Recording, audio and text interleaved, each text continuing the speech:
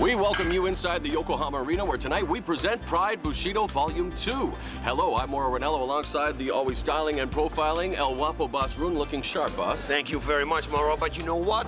The hair, I don't like it. I think it's a little bit too much Mr. T-ish, so I got rid of the hair. They always say it's got to be the hair, but not for Mr. El Guapo. All right, well, you know... But where is your kimono?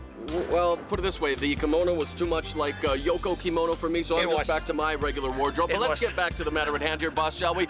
Bushido means the way of the warrior, and the warriors in the ring behind us, they're going to try to prove to the powers that be that they belong on the big roster and talk about a big show tonight. It's going to be Team Wanderlei versus Team Japan. The main event, Wanderlei Silva. The dominant Pride FC middleweight champion goes up against the next great Japanese hope in Ikuhisa, the punk Minowa. Your thoughts on that battle? Ooh, yes. My thoughts, Wanderlei Silva's going to win. I mean, he's undefeated, you know, and he's the axe-murderer. Nobody can beat this guy. He seems unbeatable, but never, ever underestimate your opponent. And Minowa went on a couple of trips. And one of those trips, he went to Thailand. So he improved his Thai boxing skills. Is it enough? We will find out tonight. All right, also representing Team Wanderlei, and of course the vaunted Shootbox Academy from Brazil, Maurício Shogun Rua, and making his debut here in Pride Fighting Championships, Jadson Costa, who is known as Little Wanderlei. Yeah, you know what? And we were interviewing him, and I asked him what's his favorite technique, and he said, I like to stomp the people while they're down, stomp their heads in, and I think, whoa, this is a very scary individual. If Costa lives up to his hype, he could be a very scary individual. Speaking of scary, boss, a fighter by the name of Mirko Krokop is on the show. Oh, and you know, and people know, every time I talk about Mirko Krokop, something's gonna happen. I get this nervous feeling because this could be a very dangerous fight for his opponent. His opponent, of course, Yamamoto, coming off at Inferno, probably the biggest upset in MMA history when he defeated, and I say defeated in quotes because Mark Kerr knocked himself out with that DDT-like maneuver off the shot. But Yamamoto gets a chance to defeat Mirko Krokop here tonight, making his debut here in Pride Fighting Championships Bushido Volume 2, American wrestler Sean Sherk. Yes, and Sean Sherk is, like you said, known for his wrestling, but nobody knows that he also has 10 years of Thai boxing experience. This could be the factor, the way to win. And coming off a successful Pride debut at Bushido Volume 1 is the West Side Strangler from California, Chris Brennan. Chris Brennan is going to take on Takase.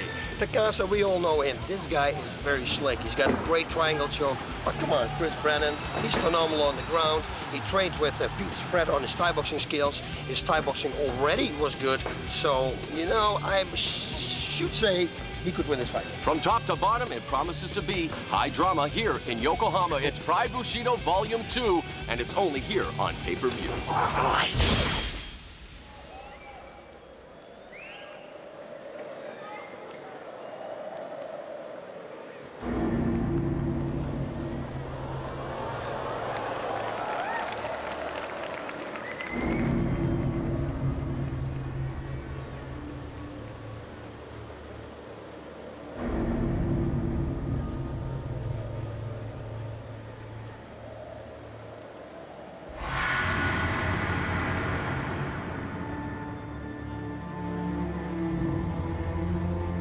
月明かりをまといゆっくりと大地を覆い尽くす雪ないだ海のような雪原に静寂が音のように響き渡るつま先に広がる鮮やかな銀の闇に戦人の影だけが熱を帯び血の匂いを放つお前たちは生きているかそれともすでに屍か脳みそを貫く刺激に飢えた者たちよここは帰る道のない崖っぷち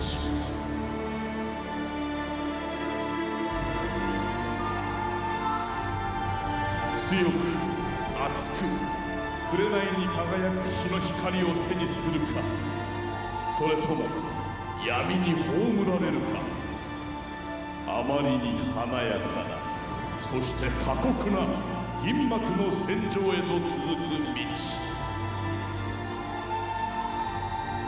それがプライド物資の道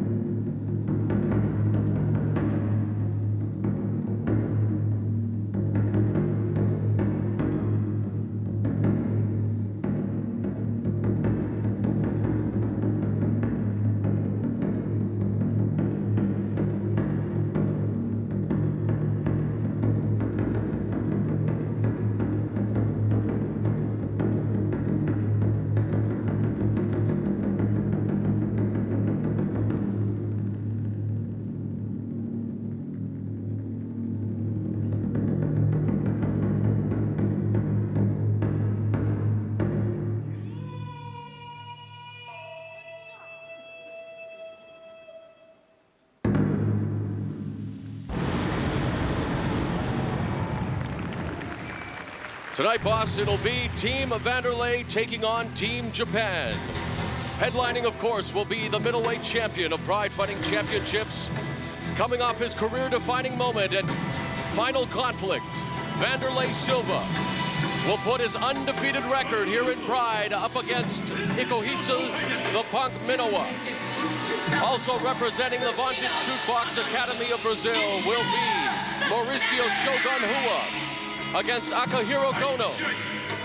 And making his debut in Pride, the up-and-coming star for Shootbox, Jason Costa, also known as Little Wanderlei, against Gomi, a well-known Japanese fighter. So the best-of-3 series will be held here at Pride Bushido 2. And the fighters are now being introduced, including Sherk. There he is, the American wrestler, making his debut here in Pride Bushido 2.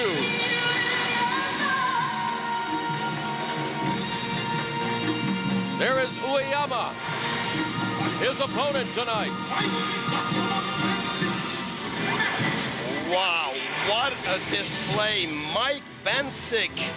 Of course, he is the trainer of Mirko Cro Cop. But he's gonna have a tough time against Mario Sperry. Sperry coming off that devastating loss to Yuki Kondo. Of course, you can see that bout and the rest of that very entertaining lineup of Shockwave 2003 on DVD. Order it now at PrideFC.com. Chris Brennan, who was victorious in his Pride debut at the original Bushido, Two times. Daishu Takase, that's right. Yeah. Takase, of course, coming off a tough fight against Maha Sakurai at Shockwave 2003. Perhaps the most well-rounded of the Gracie clan, Rodrigo Gracie, back at Pride FC here at Bushido 2. His opponent tonight. There he is, speaking of Maha Sakurai. Many pundits looking forward to the matchup between Gracie and Sakurai. Oh, okay.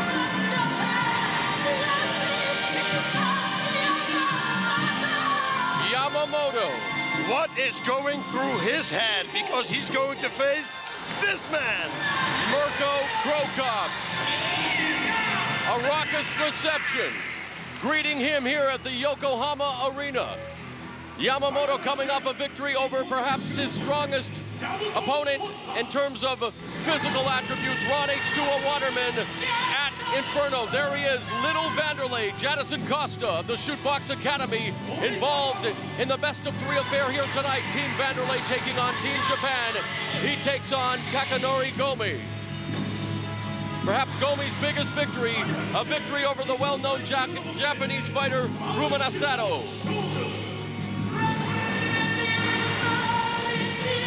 Some say Maurício Shogun Boss is a better striker than his older brother, Ninja Hua. Yes, and boy, does he look relaxed. Akihiro Gono, there he is. He went to a draw 3 years ago in Shudo with Murillo Ninja Hua.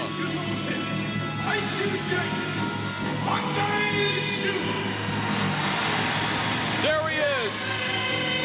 And listen to the people. Perhaps the most popular international fighter in Pride for Fighting Championships right now, coming off one of the biggest tournaments ever, the middleweight tournament. Wanderlei Silva taking on Ikuhisa the Punk Minowa in the main event tonight. Team Wanderlei versus Team Japan, and that stare. Yes. It has intimidation written all over it. It should be one hell of a night tonight.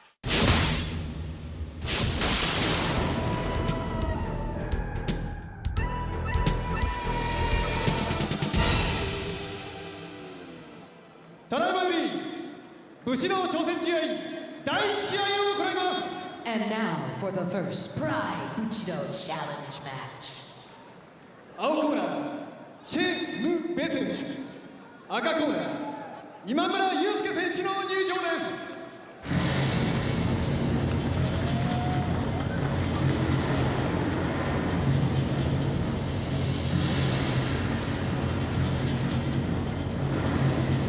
In the blue corner, from Korea, Silva. In the red corner, from Japan, Yusuke Imamura.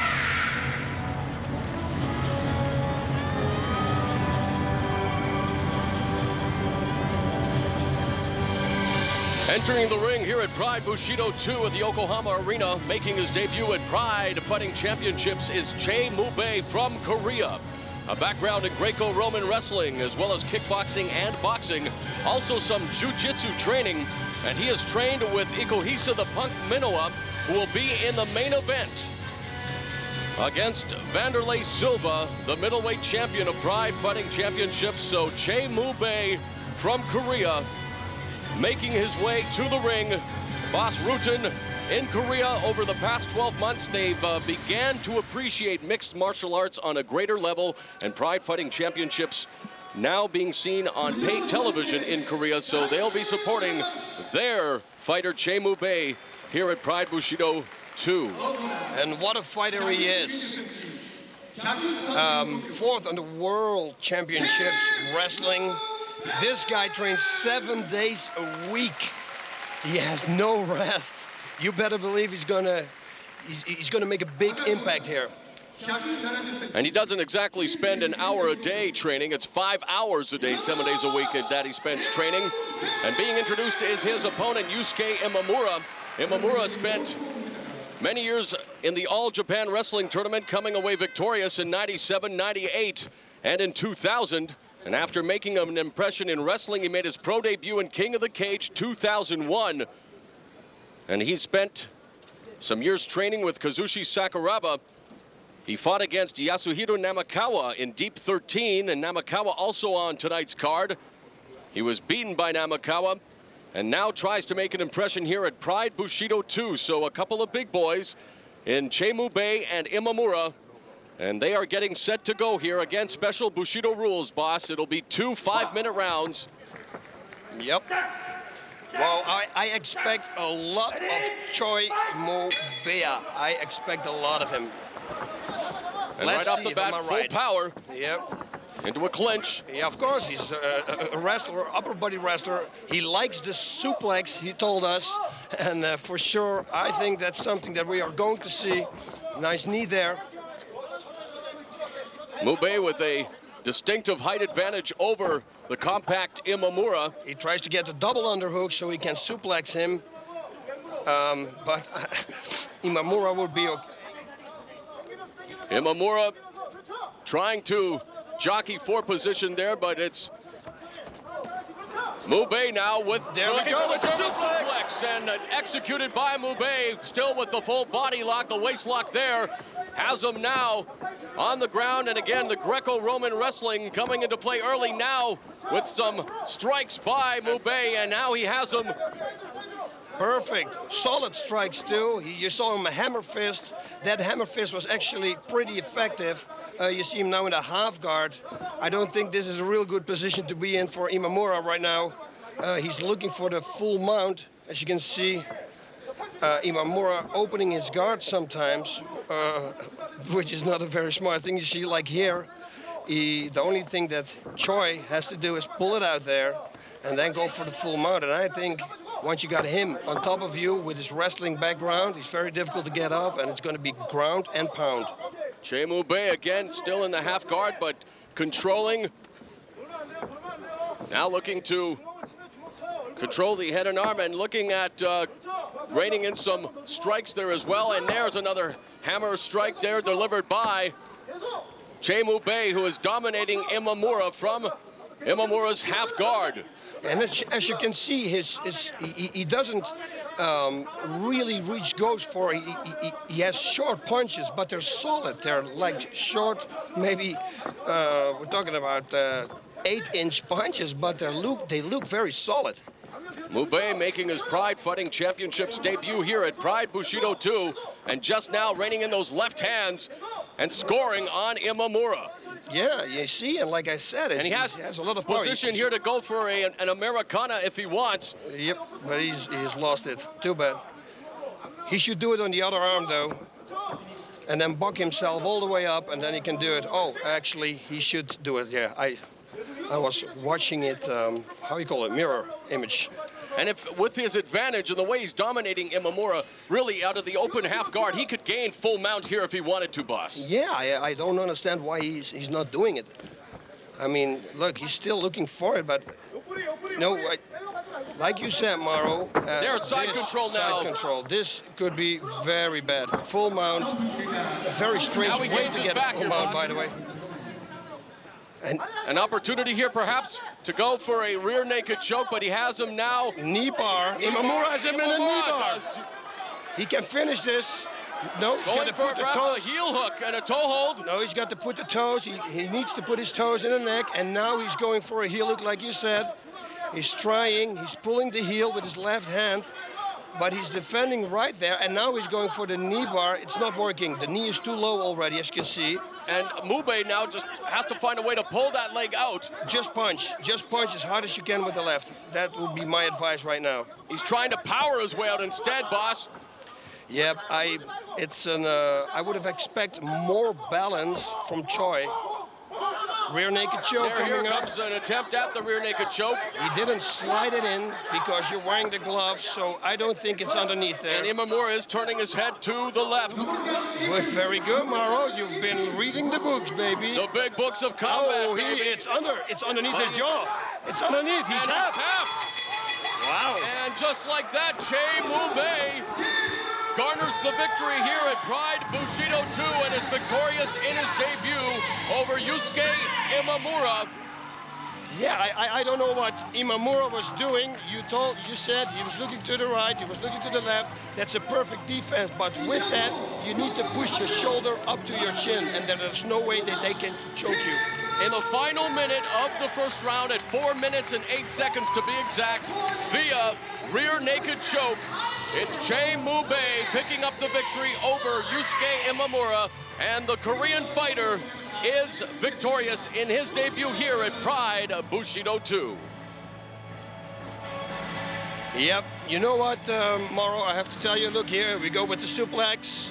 And like he told us in the interview that we had with him yesterday, he loves the suplex. And that was a suplex, of course, that Karl Gotch was famous for, the German suplex. Yep. And there is the choke. He does everything right, only he forgets to put his left shoulder to his chin.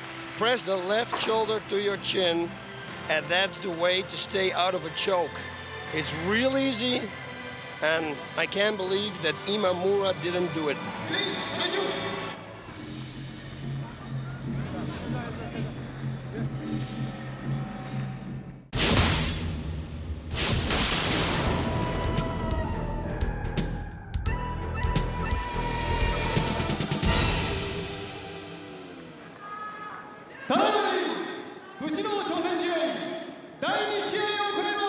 And now for the second Pride Bushido Challenge Match. 青コーナー、Okami Yushin 選手。赤コーナー、Sakurai Ryuta 選手の入場です。This bout at Pride Bushido 2 will pit Yushin Okami against Ryuta Sakurai. Okami.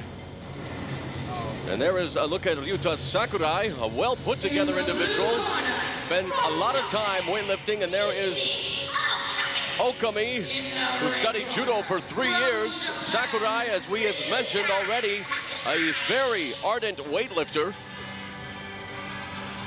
Yeah, I mean, actually, in the interview that we did, when we saw the picture, you asked him if he competed in bodybuilding. His body looks that good. Very well put together individual. Sakurai, as we were completing our pre-fight interviews, boss, was working on a lot of knee strikes and a lot of stand-ups. So it'll be interesting to see if that's the route he decides to take this fight with Sakurai. Again, he's a tall, lanky figure, is Okami. Ryuta Sakurai, his most notable fight was his last one, a victory over Tetsuya Onose, a KO via punch at deep 13th impact. While for Okami, he has had his last fight a win over Kusei Kubota. That was a knockout win at GCM Demolition 13, but he's also had a fight against Amar Suluev, a well-known Russian fighter, who lost via submission at M1 MFC, which is a well-known tournament in Russia. He said that was a cultural shock for him when he went to Russia, and that was in October of last year. Oh yeah, and Suluev, I was surprised that he won by submission because this guy can punch. There's a look at Sakurai, who is a good striker, very comfortable on the ground as well. By the way, he idolized a guy by the name of El Guapo Bas Rutten on the way up in his career. Yeah, that was a nice thing for him to say. We just saw Okami, of course. Here is Sakurai, who idolized you, Mr. Rutten. Man, you know, I pay all these guys before I say in the interview, if they ask who was your inspiring fighter, then they say Bas Rutten. That's all table, money under the table, baby. So again, this bout will be contested over 2 5-minute rounds. Okami studied judo for 3 years. His forte are takedowns in the ground and pound. Specialty is a sotogake, a special judo takedown. He really respects Yoshida, especially after his fight with Wanderlei Silva at Final Conflict. He's watched video on his opponent tonight.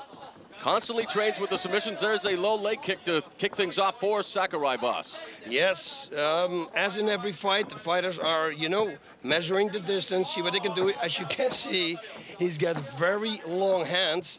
Definitely has the reach advantage. Yes, for sure. And he should use it exactly what he's doing right now, you see?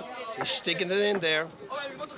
And then maybe after that, set it up with a nice left hand or a left low kick. Going up with the feeling up process here. They circle each other. Now Sakurai coming straight ahead with some lefts and rights. Not really scoring, but now it's nice knee there. With a knee. There's a left hand by Okami straight through the guard as well. So it's a stand-up right now between Okami and Sakurai, exchanging blows, boss, early on. That was a stiff left there. And another nice right. There's a knee by Sakurai. Oh, yes, he's got good knees. The second knee he gives and delivers actual impact, connects. Both trying for the underhook, which is, of course, the best thing to do in the clinch.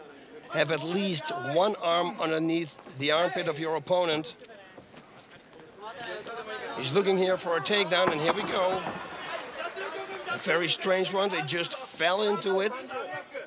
Into Sakurai's closed guard. Sakurai with a 4-pound weight advantage. Sakurai weighing 184 pounds. Okami comes in at 180. There is blood on the back of Okami's neck. Yeah, where does that come from? Okami posturing early in this closed guard, trying to rain down some strikes. Now it's Sakurai as well, trying to just keep distracting Okami, staying busy on the bottom. Just keep working the head. There's a right hand by Okami, trying to find a way of Avoiding Nice shots here. indeed Yes. from the top. Now to spider guard of Ooh, Sakurai. Now nice he's again. doing a good Look job. at this. Oh, and that one hurt. You heard his head bouncing on the ring. Short left there.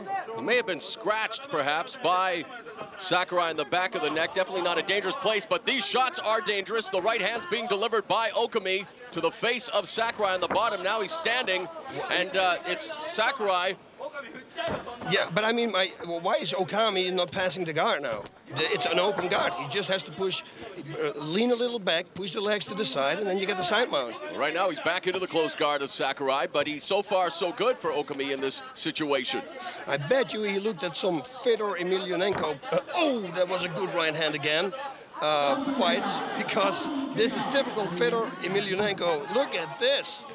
We're definitely seeing some pounding Yeah, by Okami on Sakurai. And Good Sakurai power. looking the worse for wear here. He should go for the body too. Okami should go for the body too. Some right straights to the body and then go back to the head. Sakurai desperately trying to bring him back into his guard, but you're right, boss. All kinds of opportunity here for Okami to pass the guard and find himself in even better position here where he can definitely do some damage with side control. And there it is, perhaps with some knee work. Yeah, but he gave it up. Sakurai's looking for a leg lock here. He didn't get it. Now Looking he's for going the up. arm now, Yep. perhaps an inverted arm bar attempt. Yep. But Sakurai has taken some serious strikes from Okami, and right now looking He for... could get it. He Yes, could he's get got it. No, the arm is stretched. He can get it out. What you need to do is to put his hand, make sure that the hand stays connected to the back. Once you see, now it can better. This is a perfect thing to do what he's doing now. in a If it precarious doesn't position work, as Okami. you can- Yep.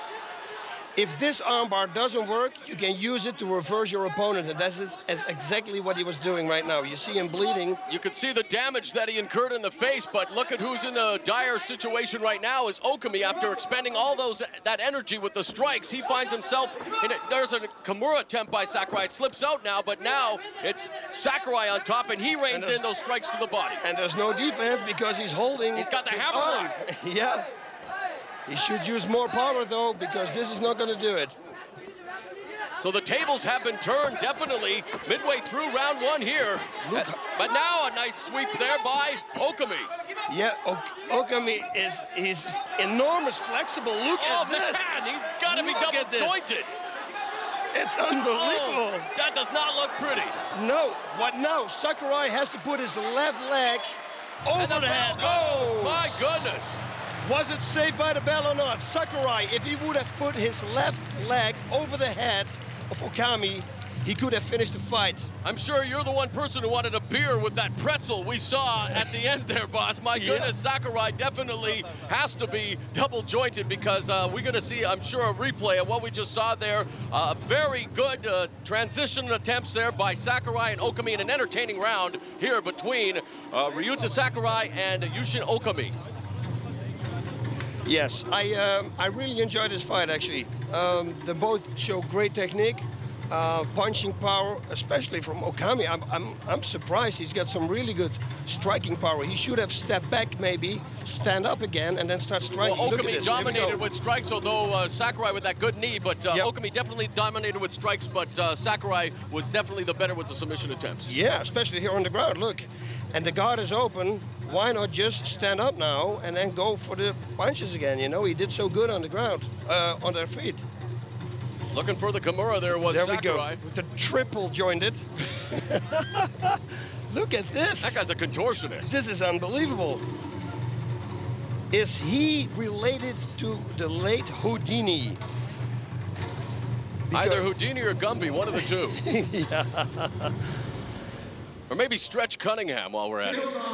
Good first round, good first round. Definitely an entertaining round between Okami and Sakurai, and we now go to the second and final 5-minute round between these two up-and-coming Japanese fighters looking for a shot at the big roster here in Pride Fighting Championships here at Bushido 2 from the Yokohama Arena. Mauro Ranallo and Boss Rutan at ringside.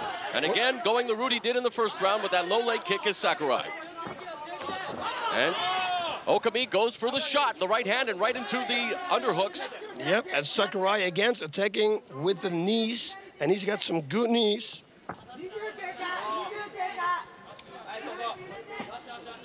He's got the full body lock, does Okami, looking for the takedown, and he's got it into the open guard. And again, it's like a kind of strange takedown. I mean, and now just raining in the strikes. And he's raining them. Boom! A deluge of strikes delivered by Okami. He should stand up, push the legs to the side, take the side mount. That's what I should do. He would be very wise to follow your astute advice there, boss, because he definitely would have the upper hand, no doubt about it. Even though he does have it here, he may be able to finish Sakurai if he's able to bypass the guard. Look at that. That is some accurate striking. Pinpoint accuracy by Okami. Yeah, he's hurt there. Sakurai's hurt. He's not actually being able to defend all that intelligently. He's taken some serious shots. We see the blood trickling from the nose from the first round. He's taken some more blows, and they're going to restart it in the center of the ring. Referee doing the right thing there. Yeah, Sakurai, a thing for Sakurai to do is when Okami stands up, and when he has his guard open, when Sakurai has his guard open, just push him away. Suddenly put both feet on his hips and push him away. Okami's been able to stand up at will out of this closed guard. It's not like the guard is helping Sakurai at all. Yeah. And he's got some powerful strikes. We keep saying it, but I'm impressed with his striking. From here, he can cross-face Sakurai and just continue to rain down the blows. Sakurai's guard defense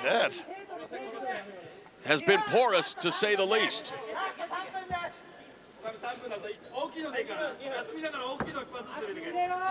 And the guard is open again. Just stand up. You see, he should push him away. He had his foot on his hip, but he didn't push him away. And now Sakurai with a flurry of rights and lefts, now starting to exhibit some defense. Oh, nice right hook by Sakurai from the bottom. You saw that he was dazed for like a second there. Didn't expect that one. Again, posturing very well is Sakurai. There's a back fist that just grazed the face of Sakurai. Now, or excuse me, Okami. Sakurai now, however, they're starting to exchange from the top and bottom. And this has again been a very entertaining bout between Ryuta Sakurai on the bottom and Yushin Okami on the top. Okay, he's gonna go there for, he tries to gonna roll him over. Watch this. Gonna go for like a chicken wing, and if the chicken wing doesn't work, like he did in round number 1, you use it to reverse your opponent. This is not smart because this is giving the reach to Okami. But they have to be cognizant, especially Okami, that this is a shortened bout. Only 2 5-minute rounds. We're into the latter half. In fact, we're probably running out of time here. He has to go for the win. He has to go either for the knockout via strikes or the submission. He is continuing to hit him with a barrage of strikes, but like you say, boss, he's got to pass this guard. And it's so easy because you just have to step out. But you know what? He's doing everything to win. He's going to win this fight. If the bell's going to ring and nothing else is going to happen in between now, he's going to win. Look, Sakurai is trying again to go there for the chicken wing, reverse figure 4, but it just doesn't work. It's almost like like I said before, a Fedor Emelianenko fight. But this is your debut here in Pride, and I'd like to say he's going to win. That goes without saying, but why not, even impress the powers that be more, impress the fans here at the Yokohama Arena, end it with an exclamation point. And I guess the face of Sakurai does say it all, and there is your exclamation point right there. The swollen face, the swollen eye. It's been a tremendous tilt, and this Yushin Okami, I guess, was tipping his hand a bit in the dressing room, boss. Yes. Oh, there's another devastating takedown. Yeah, they just fall down. I don't know what happens. It's just he takes the guy and he falls down. He's not even tripping him. Oh, that was a takedown with authority right there, though. Yeah. A slam to the mat. Oh yeah, no. No. I don't think because it was a big slam. But I mean, why? But you're right. There's not really much technique to it. Yeah, he just falls down back on his back. Look at this. Yeah, in order for Sakurai to win this fight, he's got to pull something out of his sleeve, Right. and he's not wearing any sleeves, so I don't see this happening. And you could see the desperation now in Sakurai's technique here. He's just trying to go for anything. You saw him there try to go for an arm bar. You saw him just with a flurry of punches, but I think it's too little too late. A valiant effort for Ryuta Sakurai, but unless he surprises Okami with some kind of submission here, it's going to be Ryuta Sakurai emerging the winner. And there is the final bell. A thrilling fight, a tremendous battle, in fact, between Sakurai and Okami, and the fans here at the Yokohama Arena applauding the efforts of both fighters. But there is your winner in our books anyway, and a great tilt, boss. Yes, I was impressed with the striking. I'm saying it for the third time, and you know what? Because you don't see that a lot, you know? People making their debut in an event like did Bushido, it's pride. I mean, this is huge. And then come like this, good strikes, uses his reach, you know? Yeah, and you can see what damage he did to him. So, no, this is pretty obvious who's the winner here. Both put together very well physically. Perhaps Ryuta Sakurai maybe a little stronger, perhaps, if you were to just look at the two fighters, but the more proficient striker on this occasion was Yushin Okami. And let's go to the judges' decision. Judge Mettle, Okami. Judge Wash, Okami. Judge Water, Okami. Not surprisingly, boss, it is a unanimous decision, and your winner at Pride Bushido 2 is Yushin Okami. Yep, I would really like to see this person back here and then see what he can do against somebody who is going to push him away on his hips. And then, yeah, I just want to see that. Great power. Something tells me we may be seeing both Yushin Okami and Ryuta Sakurai in the future. Here at Pride Fighting Championships, they put on a thrilling display here at Pride Bushido 2 at the Yokohama Arena. And again, your winner via unanimous decision as we take a look at the replay, boss. Yeah, that was a good right hand there. And look at this. And he's hammering away.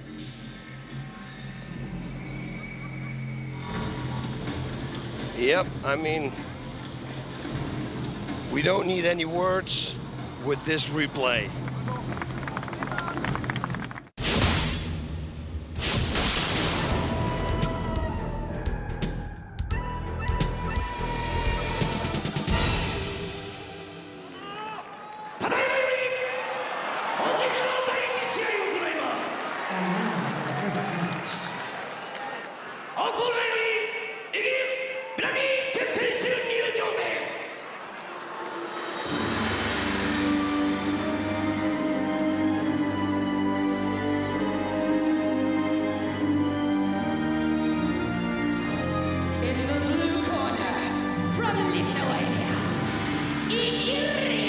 Opening bout here at Pride Bushido 2, boss, features this fighter from Lithuania. Yes, and you give me his name because... His name is Edvidas Valabajus, and I want you to say it 5 times really fast. And I'm not gonna do it. He weighs in at 203 pounds, and ironically, he represents Lithuania Bushido, and here he is making his debut at Pride Bushido 2. He's trained in jiu-jitsu and sambo. He possesses very heavy hands. He's trained for 10 years, a very well-rounded fighter. He looks up to, not surprisingly, Fedor Emelianenko, a natural striker, and 25 years of age, definitely wants to make an impact here tonight at the Yokohama Arena. Yeah, he looked very serious, very relaxed and calm in the pre-fight interviews that we had with him. I'm really looking forward to see him fight, to see what he can do against his opponent, Namikawa.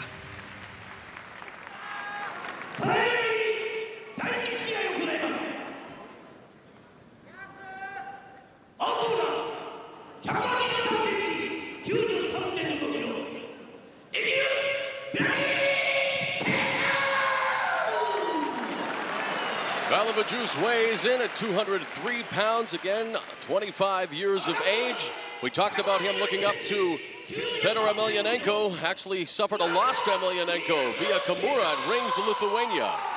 not too long ago, and there is his opponent, Yasuhiro Namikawa, looking to avenge a loss to Valice in 2001 in the Rings organization, a loss suffered via TKO by strike, so looking to avenge that, looking for some retribution tonight here at Bushido 2, so this should be an interesting encounter, boss. I think so too. Namikawa, we saw in his corner already TK Tsuyoshi Kosaka, and he's a good guy, good striking, good submissions, so let's see what it's going to be. Valice possesses heavy hands, while Namikawa, ground game specialist. He's going to try to take Valice down, no doubt about that.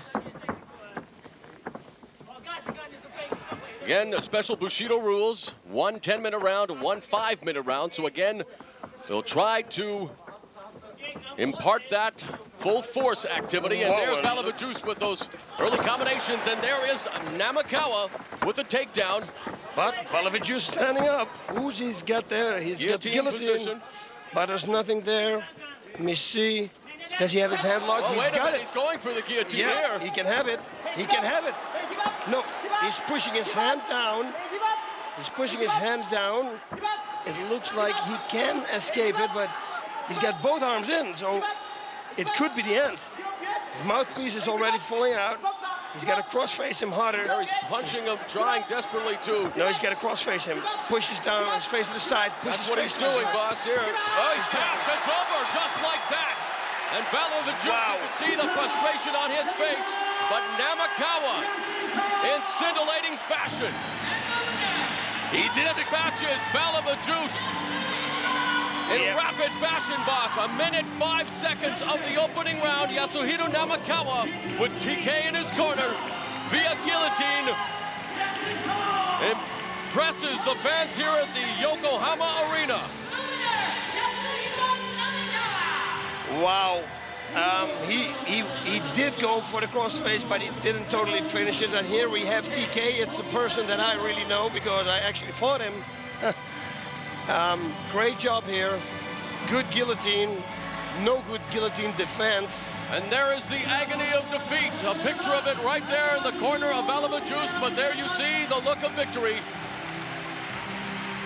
And there you see the fans applauding Yasuhiro Namikawa. Let's go to the replay, boss. Okay, here we go. Now, it's pretty easy. He's got it already. He wants to jump it into the guard, what he's doing right now.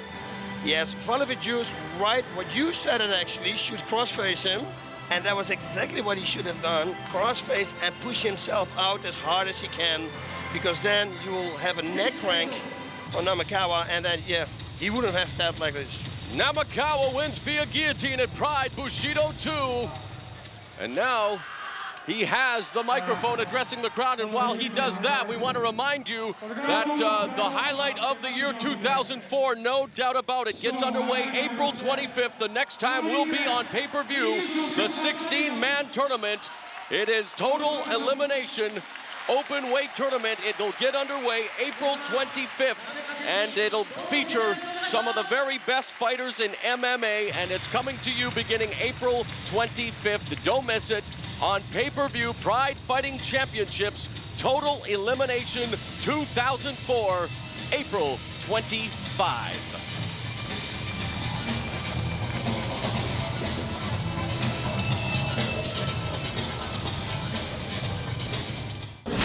I'm here with Sherk. Sean, how are you doing? I'm doing very good. I'm excited. Yeah, I mean, welcome to the Major League. This is the Major League. I'm very excited, like I said. Okay, what are your thoughts on your opponent? I don't really know a whole lot about him. You know, I'm just gonna do the same thing I do in every fight. I'm gonna come out 110%. I'm gonna burn him on a gas. Okay, we did a pre-interview with you, and you were talking about 10 years of Thai boxing experience. You are going to show that tonight too? I hope so. You know, I hope to show a lot of everything, a lot of wrestling, some jiu-jitsu, and some Thai boxing. So it's going to be action-packed? I hope so, yeah, that's my plan. All right, ladies and gentlemen, there you have it. Sean Sherk, welcome to Bushido, to Pride Fighting Championships. Thank you very much. Take care.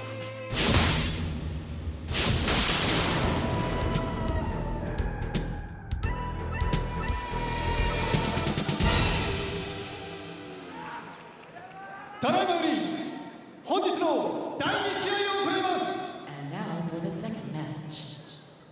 青コーナーよりショーン・シャーク選手の入場です。Making his debut here in Pride Fighting Championships at Bushido 2, Boss Ryuta. Yo, Sean Sherk. Yes. And you can better give him Sean Shark, the name, because he will come after you. His biggest profile match in the United States. He went the distance with former UFC welterweight champion Matt Hughes. But now he is definitely, speaking of sharks, fishing with the big boys here in Pride and definitely wanting to make an impact. You know, they say the United States of America is a land of opportunity. He says Japan is the land of his opportunity. He says this is a dream come true, and he definitely wants to make a big impact here tonight against his opponent, Ueyama of Japan. Yep, and like we said it before, we talked before, you know, they're both wrestlers. We said it in the opening of the show, but Sean Sherk's got some good hands, good striking skills. He told us he's going to use it tonight, see if he can knock him out. It will be great because then we will see a wrestler knocking somebody out with hands. That's just a dream come true for me. He trains out of the Minnesota Martial Arts Academy. He's all about wrestling, starting at the age of 7. Again, his only loss was to former UFC welterweight champion Matt Hughes. And he's put together a very impressive resume, 18 wins, 1 loss, 1 draw. We'll see what happens tonight at Pride Bushido 2.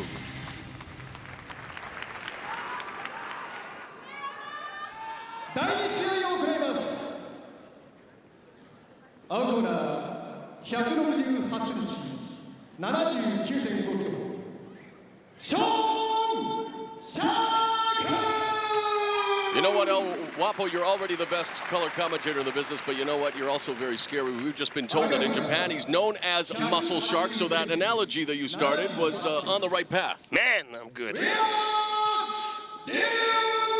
look at Ueyama, he's wearing shin guards. What is this going to be?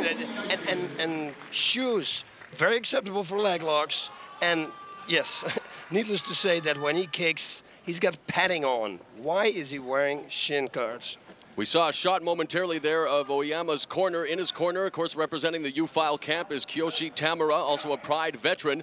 Oyama currently the Deep middleweight champion, the first one, in fact. Of course, Deep, a smaller MMA organization here in Japan. So Oyama now wanting to make an impact as well here in Pride Fighting Championship. Of course, Sherk also looking for an opportunity here in Pride, and now it is underway. The bell goes. Again, a 1 10-minute round, 1 5-minute round. Sherk wanting to show off his striking ability as well, known as a very proficient wrestler. There's that double leg takedown, boss. Beautiful. And right away into side control. That's exactly what I'm always talking about. This is what I like. People taking somebody down, go right into the side mount. Perfect. This is the place. Probably can go already, can push his the right arm off. No, not anymore. And then go for that figure 4. He's not doing it, he's looking for a full mount. This is very good also, the north-south position. That's a little knee there in the head. But I was going to say, there it is. Oh, look at that. 2 knees, and right away going to the double leg again attempt. Yeah, and he's going to pick him up. Against the ropes now is Oyama going. There's the pickup, and a slam with authority by the Muscle Shark, as he is affectionately known already in Japan. So Sean Sherk already delivering the goods here early on at Bushido 2. You see, he has a real high guard there, Ueyama. So that means he's looking for submissions, probably an armbar, and now he can do a triangle choke, but Sean Sherk's already in the side mount position. He spins again into the side mount. There's Tamura, already with a look of concern on his face. With Sherk in the cross side position, controlling the round early on. Again, he, you know, second time in Japan, boss. And the Look, Japanese here we go, figure 4. Figure 4. If this doesn't work, he can go for a straight armbar on Ueyama's right arm. No, he's going to go from north-south, knees again. You watch, there we go. He's trained jiu-jitsu for 10 years, so he definitely knows his submissions. Does Sean Sherk. Started wrestling at 7 years old. Muay Thai training for 10 years as well. I was going to mention that here in Japan, known for their work ethic, well, this guy knows all about work ethic. Trains 10 to 12 hours a day, 6 days a week. And another knee right to the top of Oyama's head. Now back into the Yeah, what is it? Half guard. Half guard there. Yep. Oh, and he's already out. Into Look the at side this. position again. Now head and arm control there by Sherk. Beautiful And now with the full top mount. Sean Sherk is doing a real good job. Look at his Now balance, going probably for a rear naked if he's going to looked like turn. he was going to have a rear mount there. But no. Now full mount again. This is not a smart thing. Put your right arm around somebody's neck. For Sean, probably it is. He can do it because he's got an incredible balance, as we already can see. If there is such a thing as controlled enthusiasm, sorry, boss, Sean Sherk possessed it. Here is some ground and pound, but there, a good explosion by Ueyama, but unfortunately gives him his back. He's got it. He's going to get it. Looking for the rear naked choke is Sherk. Underneath, though, now, and there's just reining in the thing. Now he's got him in the rear naked choke position. Does he have him underneath? Not quite. I don't think so either. Let me see if I can see it from here. No, he doesn't have it. Okay, well defended. But this means trouble for Ueyama. I mean, Sean Sherk is going. And like he said in the interview, I'm going to go for full power. Total Elimination is coming up on April 25th on pay-per-view. Oh, look at this. With that nice escape there by Ueyama, I was going to say so far it's been total domination by Sherk, but now into the guard of Sherk is Ueyama. Now let's see what Ueyama can do. But a nice escape there by Sherk, showing his strength. And so far we can tell you, as they continue grappling here, there's a knee by Ueyama. Now it's back to the stand-up. Returned with the right straight there by Sean Sherk. Sean Sherk There's a nice shooting right in. Double leg. We're going to see another scintillating slam. And Quentin Jackson might be impressed by the slams of Sean Sherk. And by the way, Quentin Jackson, we understand, is still healing from the injury he incurred at Shockwave 2003. And for more information on that and all the news on your favorite fighter, just visit pridefc.com. And talking about the Total Elimination 2004, the 16-man tournament to find out who is the absolute world's best fighter, we can tell you that Mirko Krokop will be a part of it. Antonio Rodrigo Nogueira will be there. Fedor Emelianenko, Heath Herring, Santorio, the sumo wrestler, has been signed to be a part of the tournament. Mark Coleman, Takayama, Don Fry, also possibilities. So make sure you are a part of it. It's going to be Pride's 16-man tournament coming up April 25th. Okay, we saw Ueyama again going for the triangle choke, and Sean Sherk slipped out again, real easy. Nice knees here. He's got an incredible balance. Very hard to take down. Oh, he should knee him. Oh, knee right up nice. the middle to the point of the chin, boss. Yes, he's very well rounded, and like you said, his record is very impressive. 18-1, and the one loss against Bad Hughes. I mean, come on, and that was a decision loss. So. And let's give some credit to Ueyama as well, able to withstand the barrage thus far that he's been subjected to by Sherk. Yep. Another nice shot there, a very fluid shot by Sean Sherk, and the takedown again, and he'll be able to perhaps gain the back go here. For a figure four there, a reverse figure four. Looking for the Kimura is Ueyama. Definitely. Yeah, but he doesn't have it at all. Can't do anything. Can't do anything at all. Sean should just jump over to the other side now and then start going for maybe a choke. Oh, this is beautiful. Look at this, what he's doing. He's putting his knee on his arm and pulls his arm out. It's perfect. It's this is textbook work right here. And even if he's gonna get the figure four, the reverse figure four, Sean can jump out. I mean, Ueyama doesn't have him locked in, no nothing. There's nothing he can do with it actually, even when he's gonna get it. Well, he has the positioning, does Sherk. But there is nothing, people, you know. Now a single leg by Sherk, and there's a takedown into the half guard. Now he can do something with it, if he can do it now, because now he's got the legs locked, one leg at least, from Sean Sherk. If he can pull it out right now, then it could be something. And again, like we saw before, he can also use this position right now to turn Sean to the left side. And what about Sherk? What can he do to escape this danger? He should pull it out, stretch and pull it out. This is not good. Stretch your arm. Always stretch your arm in this position. Make sure that your arm is not bent. That's one thing for sure that you don't want to do. He's doing it perfect. As you can see, he's holding his hand on his hip. But if Ueyama is going to pull it out explosive, you see now he's too strong for this. He's not there now into a side choke, perhaps. And a full mount. So this could be dangerous for Ueyama. But now, good job, Ueyama, to put his arm there between, and now maybe some shots to the solar plexus area by Sherk. Yep. Now some ground and pound, and a good explosion of the hips there by Ueyama, but now he gives up his back, and here's a textbook rear naked choke, perhaps. And he might have He this turns one. his head to the left, does Ueyama. Yep, nope, he doesn't have it at all. Has some good defense of the choke, does Ueyama. Yep, he's doing a real good job. He's known as Mr. Deep.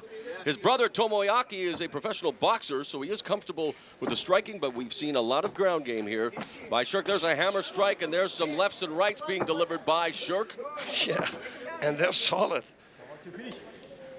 Both of them proficient wrestlers. Ueyama started wrestling in high school. Yep, and now he might have it.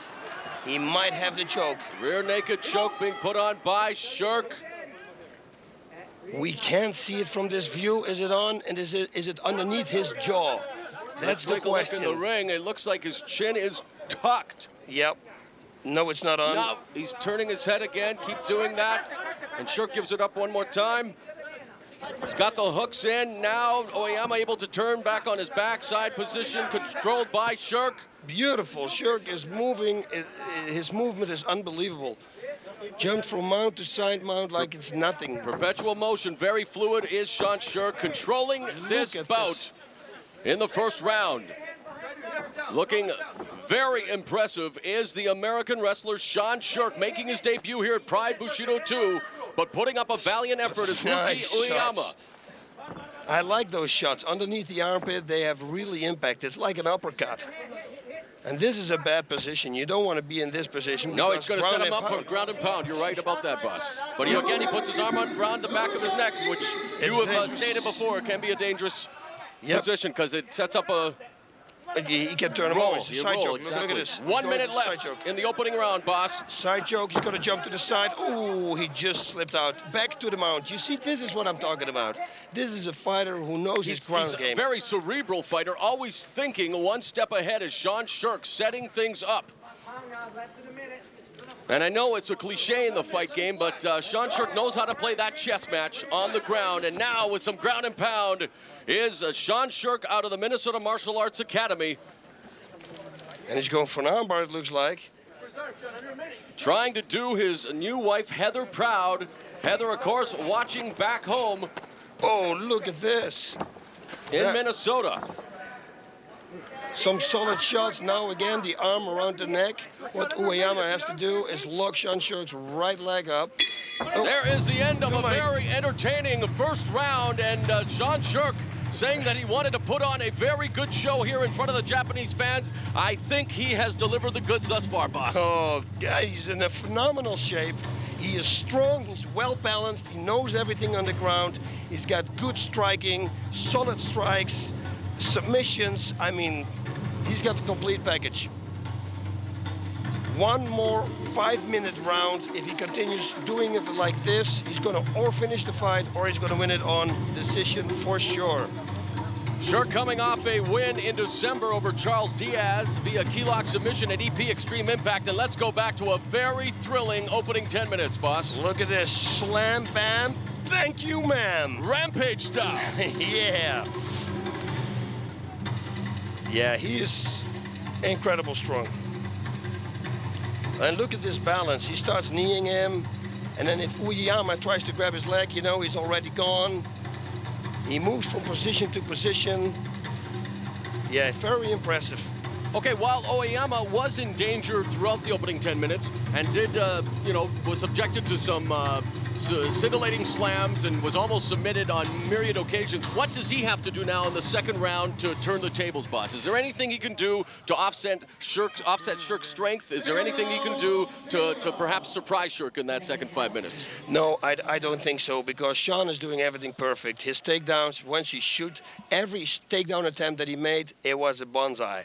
So there's nothing pretty much he can do. Hopefully he can keep it on the feet, and hopefully he can knock him out with the reach advantage that he has with the long arms and being his brother being a professional boxer. But look at Sean Sherk there, setting it up, double left, right, straight, and go for the takedown again. You see, boom. Using his strikes to beautifully set up the shot and into that high guard again.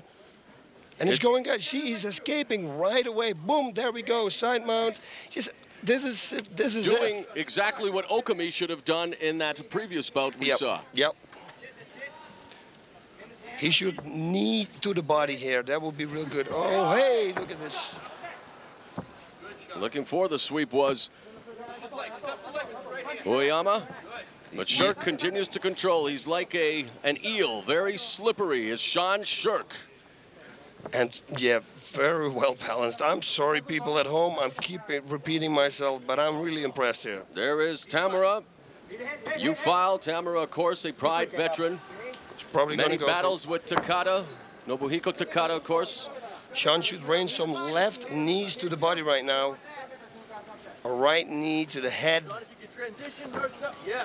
There he gains the back again, going for perhaps a rear naked choke here, but again, has it high, doesn't have it underneath the chin into the throat area, and Ueyama again being able to push the arm down, boss. And Sean's putting a body triangle on now. He's trying to pull his foot in. That body scissors. Yeah, actually, Ueyama is doing it for him, it looks like. That is very weird. Now you're looking for that key lock. Yeah, there's nothing that he can do. There's nothing that he can do. He doesn't have the choke now right now, but I mean, Sean Sherk is all over. Opens his guard, you know, knows exactly when he has to open and go to the side again. Look at this. There really is the poetry in motion here at Bushido 2 as displayed by Sean Sherk. North-south position now, controlling the head and the arm. He should start kneeing now, kneeing the head. It's all open. And in his corner, we have Greg Nilsson and Damian Hertz, and they're imploring him to drop the knees as well. He's got that knee. It looks like he wants to set up a side choke and then, you know, and suddenly jump over to the other side. Because he's pushing with his head against the triceps of the right arm. There's a knee to the shoulder area. Now the knee on the armpit. He should just knee the body now.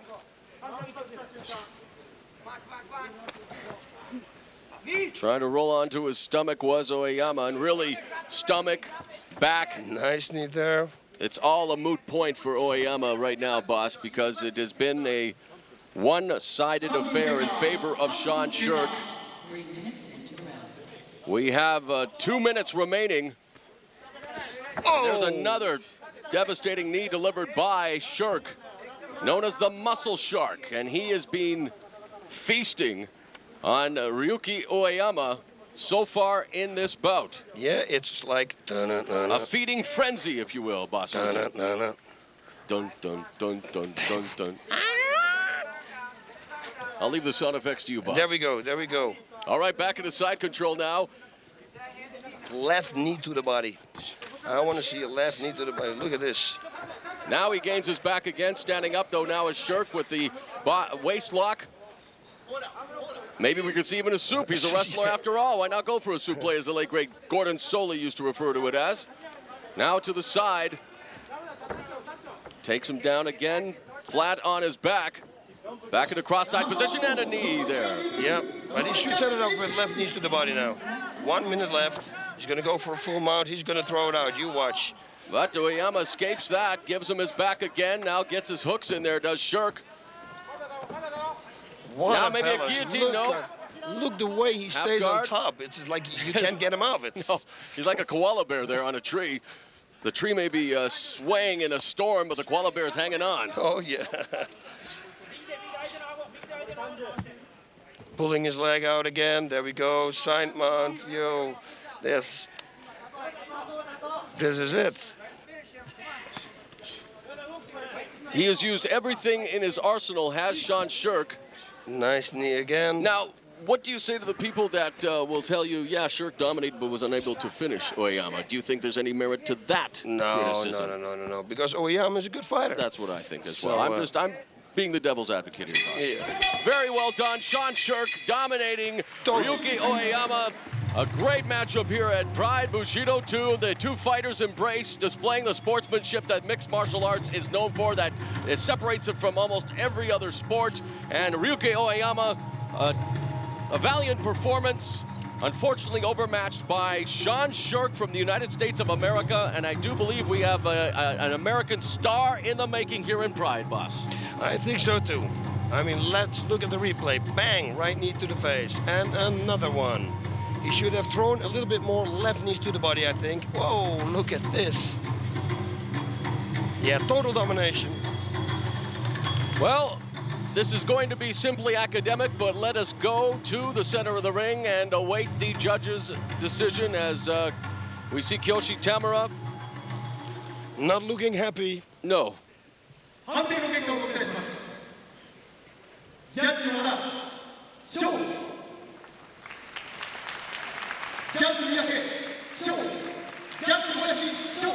Yep, surprise, surprise. And a very nice round of applause from the audience here at the Yokohama Arena, and a happy Sherk, whose work definitely paid off tonight.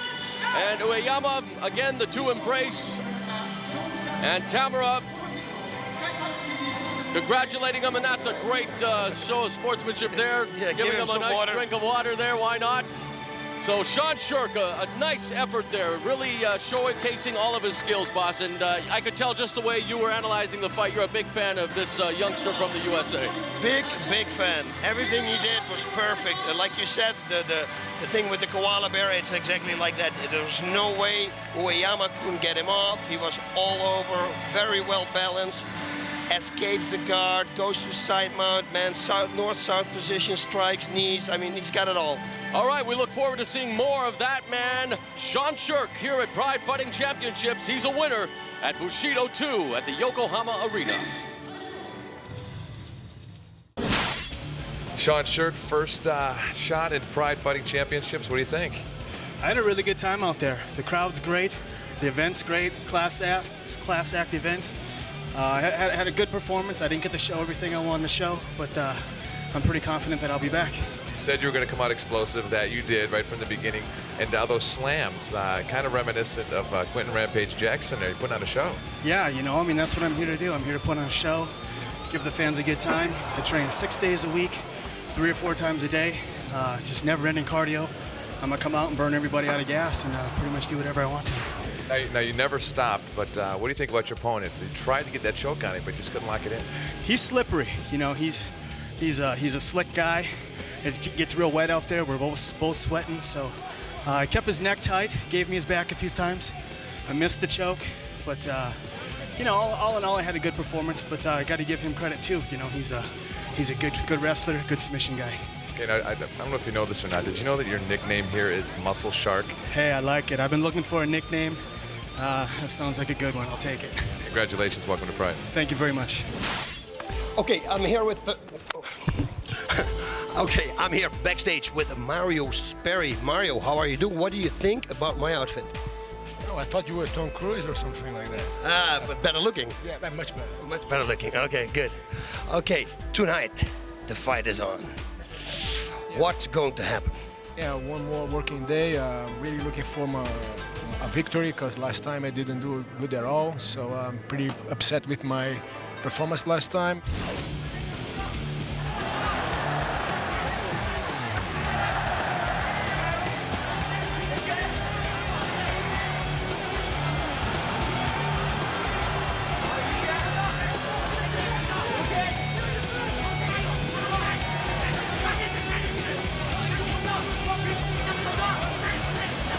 Here to try to redeem myself. So I'm in shape, really want to win, and I'm ready. I'm ready to anything who comes. What do you know about your opponent? Basically, I know that he likes to do some ground fighting, and as he trained with Mirko Krokop, he might know something standing up too. So I'm ready for everything. Well, I'm here with Mike. Of course, I'm here with the Mike, but I'm also here with Mike Bensick. Mike, how are you doing? Good, fine, thank you, Wes. Okay, Mario Sperry tonight. This is going to be a big fight. Yes, it is indeed. What do you think his game plan is going to be? Well, he's definitely going to try to take me down. I know that. So, we'll see. I'm going to try to stay on my feet a little and, get him tired. And that's all. We'll see. Did you train hard with Mirko? Yes, I did. definitely. You developed the liver kick and the left kick to the head. No, you learn how to. Plug them. No, you learn how to not spar with them. Okay. How's your stamina? Very well. This time I'm good. Okay, yeah, Mario Sperry said exactly the same thing for me. To me, he said his stamina's also very good, so this fight's got to be fireworks tonight, baby. We'll see. I hope it's a good fight, and I think you guys are going to see me win this time.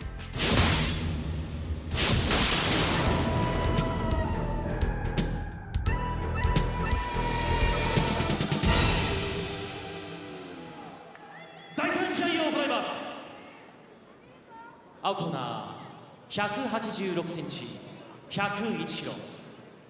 マイク・バットマン・ベンチチ。 Boss, there is Mike Batman Bencic, 220 pounds, one of the trainers of Mirko Krokop, and there you see the interim Pride heavyweight champion Antonio Rodrigo Nogueira, a Brazilian top team in the corner of Bencic's opponent. One of the founders of BTT, Mario Sperry, the Zen Machine. This is going to be an interesting fight. You know what's interesting about this fight right off the bat, Boss, is for one of the few occasions in an MMA match, the corner men may overshadow the two participants because we have in Bencic's corner, Mirko Krokop, and in Mario Sperry's corner, Antonio Rodrigo Nogueira. And of course, Krokop's only loss in MMA came at Final Conflict when he was submitted by Nogueira. So it's interesting to see Krokop in Sperry's corner. Yeah, there's some gamesmanship already there. Yeah, they want to go. So here we go. Krokop in Bencic's corner, Nogueira in Sperry's corner. But of course, more importantly, it's Sperry and Bencic in the ring. Bencic trying to avenge the loss to Oberyn. Oh, he's got it. Bencic knocked out immediately by Mario Sperry. I think it was a right hand. We are going to have to see the replay for that.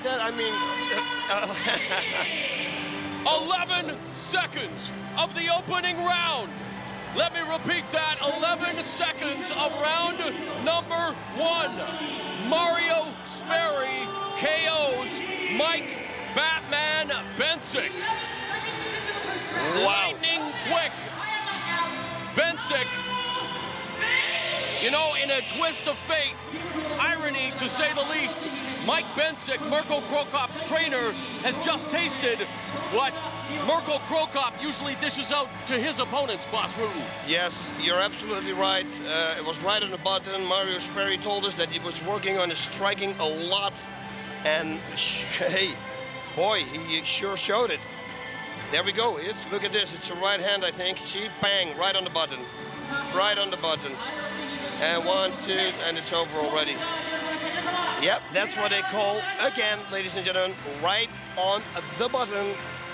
Short left hook, right straight. A refocused Mario Sperry talked to us prior to the fight. Again, we will not divulge the results. Go to pridefc.com, order Shockwave 2003 and see for yourself what happened New Year's Eve.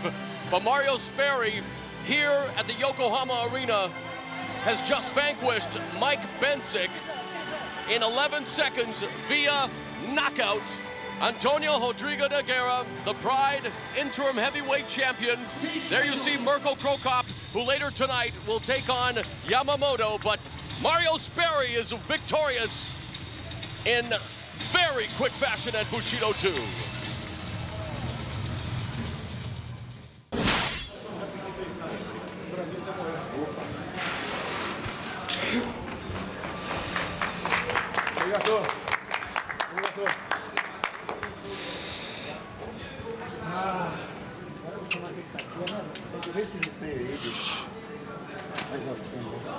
Toma, Zé. Obrigado, rapaziada. Obrigado. Obrigado, Dash. Obrigado. Obrigado, Cris. Valeu, obrigado. A máquina!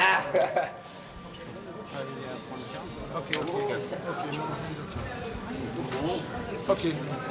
Pessoa aqui, eu tomo nota. Ugly face. Okay. Congratulations, Mario. Short and sweet. Yeah, I was pretty concentrated. As I told you before in the other interviews, I was angry. I'm angry to to win again. In my last show, my last appearance, it was not that good at all, and I was very disappointed with myself. And in a way, it was good. You know what happened in the last fight. It gave me much more strength, much more determination to train more, harder and harder. And that's the only thing that I have to thank is God for giving me all the strength and to keep on training all the time. Tell me about the punch. It didn't look like it was like full on. I mean, yeah, you know, he came to give me a cross. I got back. I just make my distance and give a strong punch, as strong as I could, and hit him really bad. I could feel his head in my hand. So now you guys are kind of dominating Team Pro Cop here after Nogueira, now you. Yeah, we're training hard. We wish them all the best. I hope they keep on training also in order to give a good shows in the near future in Pride and Bushido, whatever. We are really good sportsmen and gentlemen in the sport, and I think this rivalry in the ring is good and good for us, good for the audience, good for everybody. Congratulations, great outing. Thank you very much. Thank you. Thank you. Wow, what can you say about your trainer, Mario Sperry? Yeah, all the Brazilian top team guys, we've been training a lot of standing up now, like I told you before, and he improves his boxing skills and was a very good shot. And he worked very hard. He deserved that. Were you surprised? I mean, that was quick. It was quick and very good shot. I mean, Mario trains a lot. He's the one of those guys most trained there in the Brazilian top team. Even he's like 36, but he trained like a 18 years old guy. He keeps you guys going, he told us. He gets you guys up at 5 a.m. and makes you guys push it, yeah? Yeah, always. He always knocked my door every day in the morning. Let's go training. He pushed me very hard and everybody hard. It's paid off for you and him. Yeah, and he deserved that. I feel very proud to be his student. Chris Brennan, alongside with me here in Japan. Second appearance here at Bushido. First time you fought against Mitsuoka, and I know what happened, but I want to hear it from you. I think everybody knows what happened. I submitted him once with an armbar.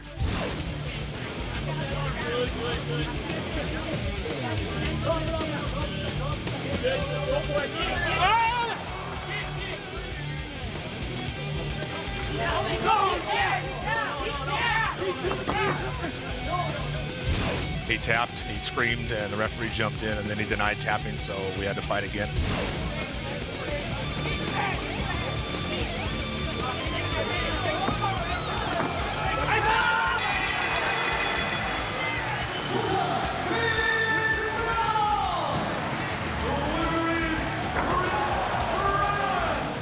Tapped him again with the same arm. So I beat him twice in one round. Twice in one round. Okay, now you're going to fight Takashi. You know Takashi's very slick with the triangle choke, but come on, you've been studying jiu-jitsu for 10 years. What do you think of this fight? It's a good fight. I think everyone says, now that I'm here in Japan, I hear that he's the best ground guy in Japan, and I think it'll be perfect to match up our skills on the ground. Yes, I know that you've been training with Pete Spread a lot, and of course, he's a phenomenal striker. Is this a thing you're going to surprise the people with, maybe? I would love for the fight to stay on the feet the whole time and finish it on the feet. If it goes to the ground, obviously that's where I'm comfortable, but I would really like to win here striking so that I can show that I'm very versatile on the stand-up and on the ground. Okay, now what about the name, man? West Side Strangler. I mean, come on. Come on. West Side Strangler from Stockholm people here. Okay, I got it. Okay, thank you very much for this interview. Stay away, man! Stay away!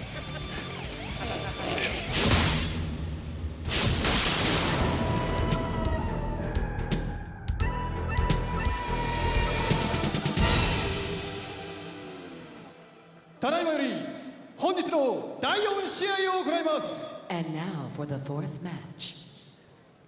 青コーナーよりクリス・ブレナン選手の入場です。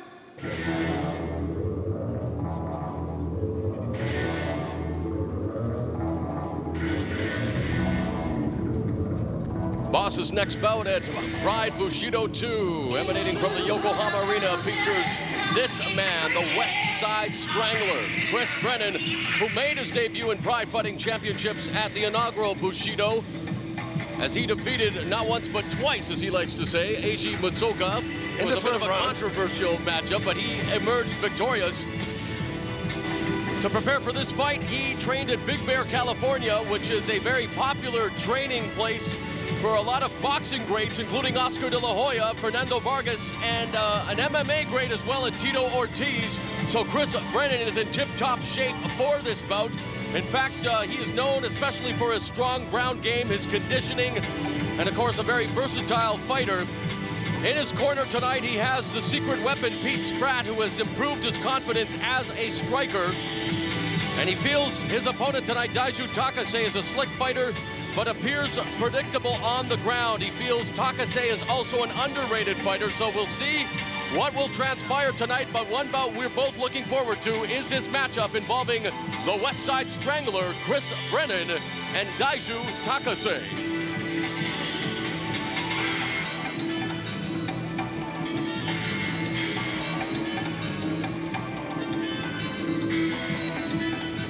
Okay, yeah, Mauro, you know what? I'm really looking forward to this fight because Takase is really slick and Chris Brennan is not only slick, but he's got the power also behind it. So he's got it double-sided. So I think, like I said in the opening, I think he could get the victory.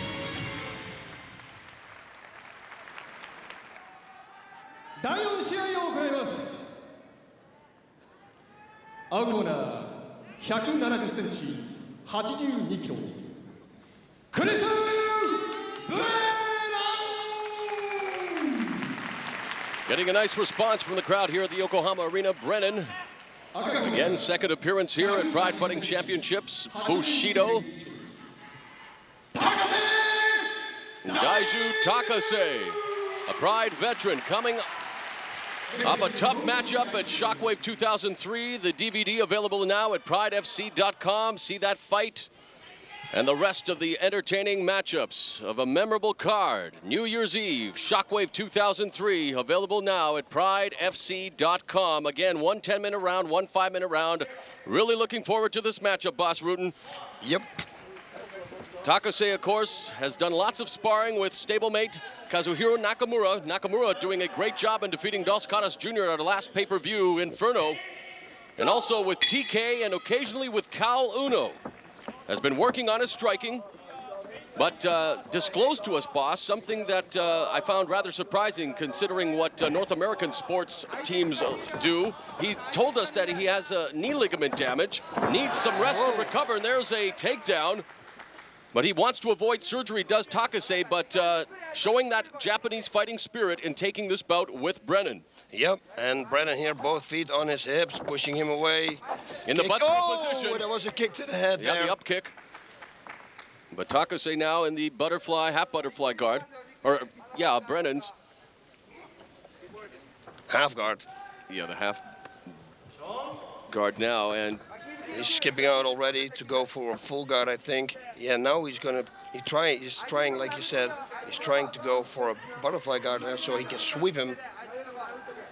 Takase knows he makes one mistake with Chris, he's gonna get turned. So he better keep it really slick and on and don't take any risk. Look here. There's a full butterfly, look at that. Now into the open guard of Brennan. Tries a hammer strike, does Takase, blocked. You know, Takase made a very auspicious debut in Pride, boss, and you'll recall it at Pride 3 against giant sumo wrestler and UFC veteran Emmanuel Yarborough. Takase doing a little rope-a-dope in that matchup for the entire 10-minute first round and 2 minutes of the second round until he got, well, a little bit of a reprimand from the referee. But once grounded, Takase punched from the bottom and finally picked up the victory in that David and Goliath matchup, and since then has been a workmanlike competitor for Pride. And also, probably his best win was against Anderson Silva, as he submitted the Brazilian via triangle choke in the first round. So Takase always a worthy opponent here in Pride Fighting Championships. Yep, you do not want to underestimate this person. Side mount here, and Chris already looking to get out. He's already out. He's got it back in the half guard. Of course, Brennan has also faced some of the biggest names. Now he's going for Kimura there. Yep, the reverse figure four, as I call it. Takase with the cross-side position on Brennan. Brennan, of course, has faced a lot of MMA luminaries, including Pat Miletich. Faced him 3 times with a draw and 2 losses. He's coming off, of course, a victory over Mitsuoka at the first edition of Bushido. Has also faced Takanori Gomi, who will be on later on tonight as part of the Team Wanderlei versus Team Japan best of 3 affair. Takase continues to control Brennan. Brennan trying to scramble underneath the half guard. Open half guard there. Yep. Brennan should try to explode to the right now and see if he can reverse him. It's a good moment at this moment because Takase's left arm is underneath his jaw. He can explode now to the right and see if he can reverse him. Especially because he's got his left foot also underneath Takase's leg. Yeah, he should do it right now. He should throw it to the side. Twist him to the right. He's got the arm around the back of Takase. You're right, boss. That would be a wise move. Yeah. And again, look, Takase is leaning all the way to the side. It's real easy now to turn him.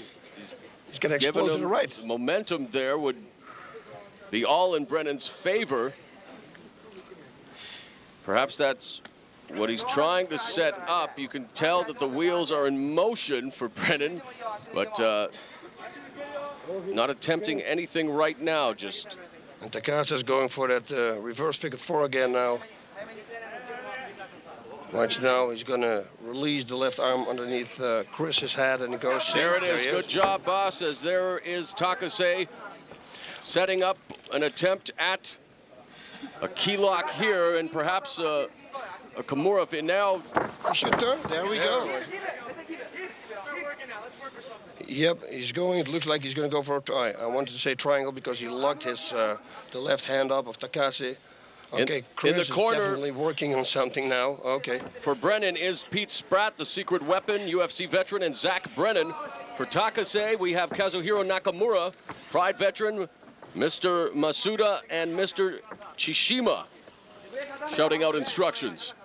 And while we have a momentary lapse here in the ground game, 5 minutes, we're halfway through round 1. Again, boss, want to remind everyone the next time we'll be on pay-per-view is April 25th. Definitely a date you want to mark down on your pay-per-view calendar. It is the beginning Total Elimination 2004, a 16-match tournament to find out who is the absolute world's best fighter already signed. And what a list. Mirko Krokop, Antonio Rodrigo Nogueira, Fedor Emelianenko, Heath Herring, Centuriu, the sumo wrestler from the United States, and tentatively scheduled very nearly putting their names on the dotted line, Mark Coleman, who won the Grand Prix in 2000. Takayama, the big Japanese fighter, was in a war with Don Fry. And speaking of Fry, he may also be a part of the 16-man tournament. So be joining us April 25th for what should be the biggest beginning of a pay-per-view this year. It's going to be spread over 3 pay-per-views, and that will be the highlight of 2004, no doubt about it. Brought to you by Pride Fighting Championships, the world's biggest and best MMA organization.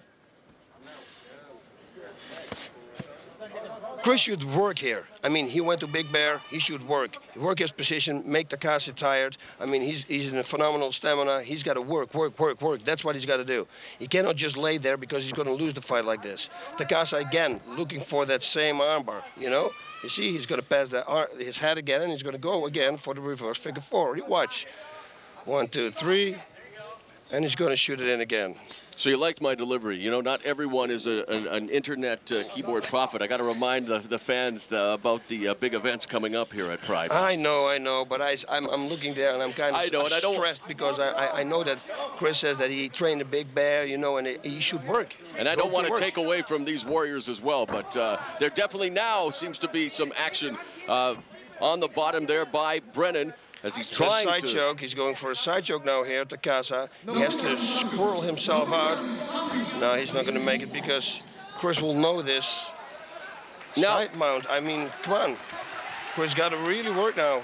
Now, do you think there is enough strategy being employed by Takase that warrants this position continuing, even though he's in control, or should the referee maybe think of, okay, now there's an attempt at a knee, but... As a stand-up, I thought 3 minutes ago. Really? 2 minutes ago, I already thought about maybe the referee should stand him up. And I thought with Bushido during the rules meeting that they would enforce that rule of going to a stand-up position quicker. But now they're looking to shift position. Now north-south position being employed by Takase, but not reining in a knee. And if he attempted one, now it's cross-side position, looking to control the head and arm perhaps, but Brennan not giving it to him. Not easily, anyhow. Chris should work, keep working, moving on the ground. Don't let Takase get the control. Don't let him throw his knees. He's Just worried about that knee. Use your stamina. That's what he should do. Go for it. Are you disappointed by what's happening thus far, boss? Yes, I am. I want to see him move. Even though if he doesn't escape, you know, make him his head spin. Make him think about everything. You know, maybe the first attempt doesn't work, but the second or the third, maybe you got to catch on. There's a side choke attempt again from Takase, but he's still in the half guards no, he's now actually in this side. But, you know, there's nothing there because he has to jump over to the other side. Plus, Chris Brennan will know that. So, but this is not the way for Chris to win the fight. Okay, for Takase, are you happy with what he's doing thus far? Look at this. Oh, there he almost tried looking for a head scissors there, and he's trying to go constantly for the reverse figure four, and then when he can put his leg over the head of Chris, then he could have it. You look at this. Now he's going to go for an arm bar. Watch this. He's going to pull it. In 1 minute left. No. Okay, Chris really got to go to work now. Spring off there was Brennan. It's just here's like a triangle. It's like a triangle choke. It's a triangle choke that he's got on Chris. He says it's okay, but it's a good choke delivered here. Interesting variation of the triangle choke being put on by Daiju Takase. Very slick. And very this is slick. Dangerous for Chris Brennan. Takase should start hitting here. But isn't his arm is trapped there, boss?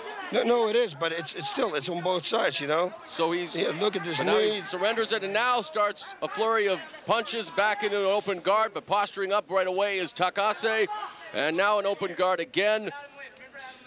So Brennan seems to be frustrated. He's discombobulated right now by the efforts of Takase, and there is the end of round one and a frustrating round for Brennan. Were you happy with the work of Takase? Did he do enough, or did you see where he could have even done more? No, I did a perfect job, you know, because you don't want to make a mistake, because if you make a mistake, you're going to get caught in a submission by Chris. So, but what he did was totally controlling the fight. He was on top, had total control the whole time, throughout the whole first round. So Chris really got to go to work right now. Well, for Chris, it's back to the 5-minute round. For Chris, it's back to the drawing board. And so, having said that, let's go to the replays here. Look at that takedown. Nice Straight takedown. to the side. And there we go. Reverse figure four. You see, and now if you get, oh no, he's getting a half guard. You see, Chris can try to throw him to the right, reverse him to the right. It's kind of dangerous because one leg is caught. But what he can do also is put his left knee, stretch it out first, and then put it in between the hands, and then you can break the grip. Now look at this. This is officially a choke, but what Chris does is he puts his arm straight up. So if his arm would be a little bit more to us, if you see it, look at it like now, then it would have been a good choke. So he nearly got it there. You know, there's a philosophy shared in Pride Fighting Championships, boss, where there is, of course, you should fight to win, not just, you know, fight to survive or fight to defend. No, shouldn't it be taken a step further, fight to finish? No, Takase did. Yes, I agree with that. Yeah. But at times when you're in a position where you find yourself, sometimes there was also laying and praying there as well, though. Yep, I know.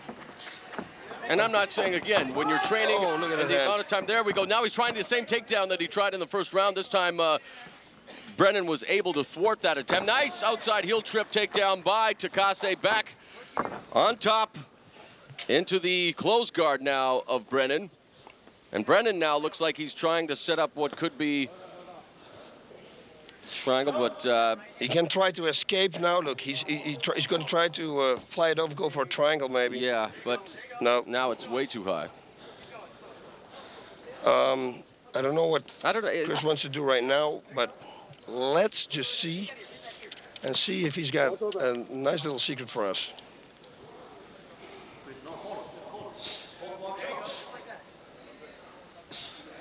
There's some rights being delivered from the bottom by Chris Brennan. Finds himself in the same position he occupied for the majority of round number 1. Daiju Takase, again, as we've mentioned, definitely someone not to be taken lightly. No. Has had a lot of high-profile victories. Has been in there with a virtual who's who of MMA. The likes of Jeremy Horn, Ikuhisa the Punk Minowa, Nathan Marquardt, Fabiano Iha, Laverne Clark, Joel De Oliveira, Antonio Schembri, Anderson Silva, Rodrigo Gracie. The list goes on and on. Again, he should throw now. Chris should explode to the right. Explode as hard as he can. Bang, to the right, and then see if he can reverse him. You know, he doesn't have the most attractive record, does Takase, but again, he's not, as we've mentioned before, boss. He's a great fighter, and Brennan is seeing that here. Here we go again. Bushido Reverse too. figure 4. Watch. Let the head go now and slip underneath. Is there anything else he should be trying instead of the Kimura here, boss? Is there an, you know, should he be turning it into an armbar instead? No, he can, because he's in the guard. No, you're right, but should he be going for the escape? I don't want to be doing what I did with the Nakamura thing at Inferno either. Yeah. Oh, that looks like he wants to go for a side choke, but Takase knows. And there we go again. Reverse figure 4. Now this could be trouble. This could be trouble. Looking for the Kimura. This could be trouble. Brennan should explode. Put his right arm underneath Takase's body and throw him over him. That's what he should do. Now he's doing it, and explode now. And throw him over him. Knee to the head. He should continue. By Brennan. Well, good escape there by Brennan. But all the attempts are from Takase right now. Remember, a certain animal only has 9 lives, and Brennan finds himself in a heap of trouble here at Bushido 2. Yep. Frustration, the word that I'm sure he will use. He is being simply frustrated at every turn by Daiju Takase. Takase now with the forearms into the solar plexus area, and Brennan's corner telling him he has to start working.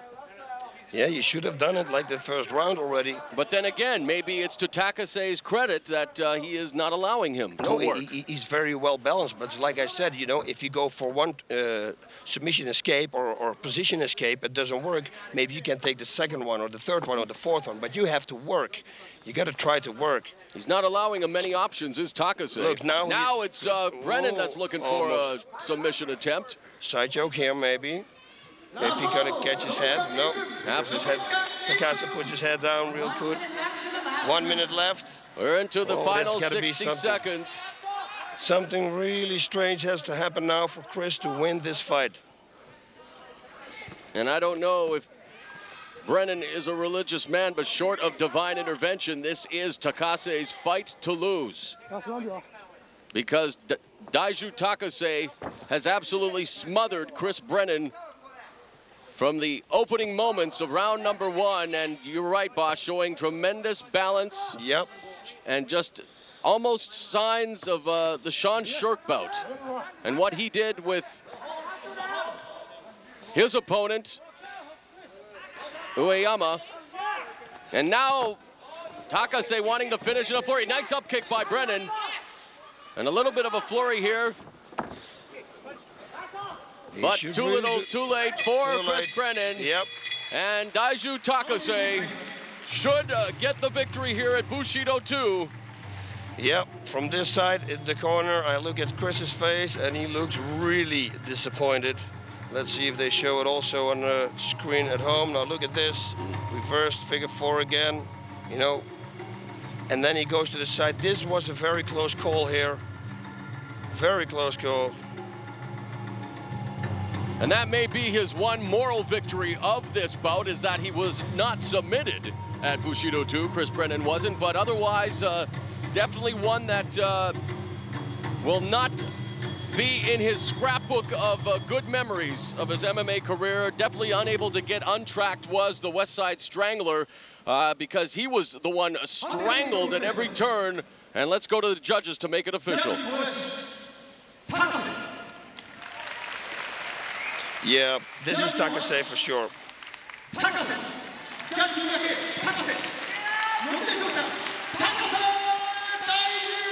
Daiju Takase. Very strange. Chris trained so hard for this fight. The last time he didn't train, he won with ease. Now he went to Big Bear, total shape. I thought we're gonna see him. He's gonna do everything in his power, and then Takase was all over him. Yep, very weird. Yes. Don't know what happened to him. Daiju Takase all over him like the proverbial cheap suit. And here at the Yokohama Arena, Takase picks up the win over the West Side Strangler, Chris Brennan. There you see him. Takase takes the Duke at Bushido 2.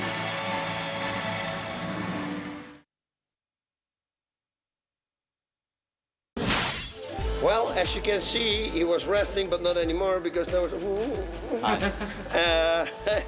Oh, thank you very much. How are you doing, Rodrigo? Doing fine. You're very relaxed good now. Since after you lay down by my side, feels real good. So, hey, fighting tonight. What's gonna go? What's gonna happen? It's gonna be war. Hell, wrath, everything together. You're gonna punch, kick, everything. You're gonna win this fight. Everything, because I don't give a fuck. Okay, because your slogan is, what the fuck? That's true. That's his slogan. So, okay, man, there you have it. Thank you very much for laying next to you. No problem. I'm laying here also on the other side. Look, hi, and what's up with you, man? What's up, my friend? Don't speak English, you know. You've been training together? Yes. Working out? Okay, you're nice and relaxing. My God, you know, this is gonna be, again, like I said, this is gonna be like it's a threesome now almost. And that means like 3 fucking guys on the floor. Okay, let's stop right now. Well, I don't think that I have to introduce this person. I'm Just not gonna... to make sure that the interview is gonna run smooth. Okay, Hanzo, you are a very handsome, good-looking guy, and you're one of the best guys in the world, and I know. That's why I love him. Yeah, but if you take that sort of mean, hey. I don't believe we're gonna change your opinion. They're still gonna be the same. You are always after me. You are the most handsome fighter. Put the sword back. After who? You are the most handsome fighter, but after you, I'm a good second. Okay? Hey, you're here to support your teammate. What's going to happen? 100% next to Rodrigo. Rodrigo's in very good shape. It's going to be an unbelievable show. I know it'll be a fight that you guys won't forget. So let's keep an eye on it. All right, there you have it. Hanzo Gracie, like I said, I don't have a sword. I can't do anything. The most handsome fighter better in the world. looking. Yes, but I'm a good second. Take care, guy.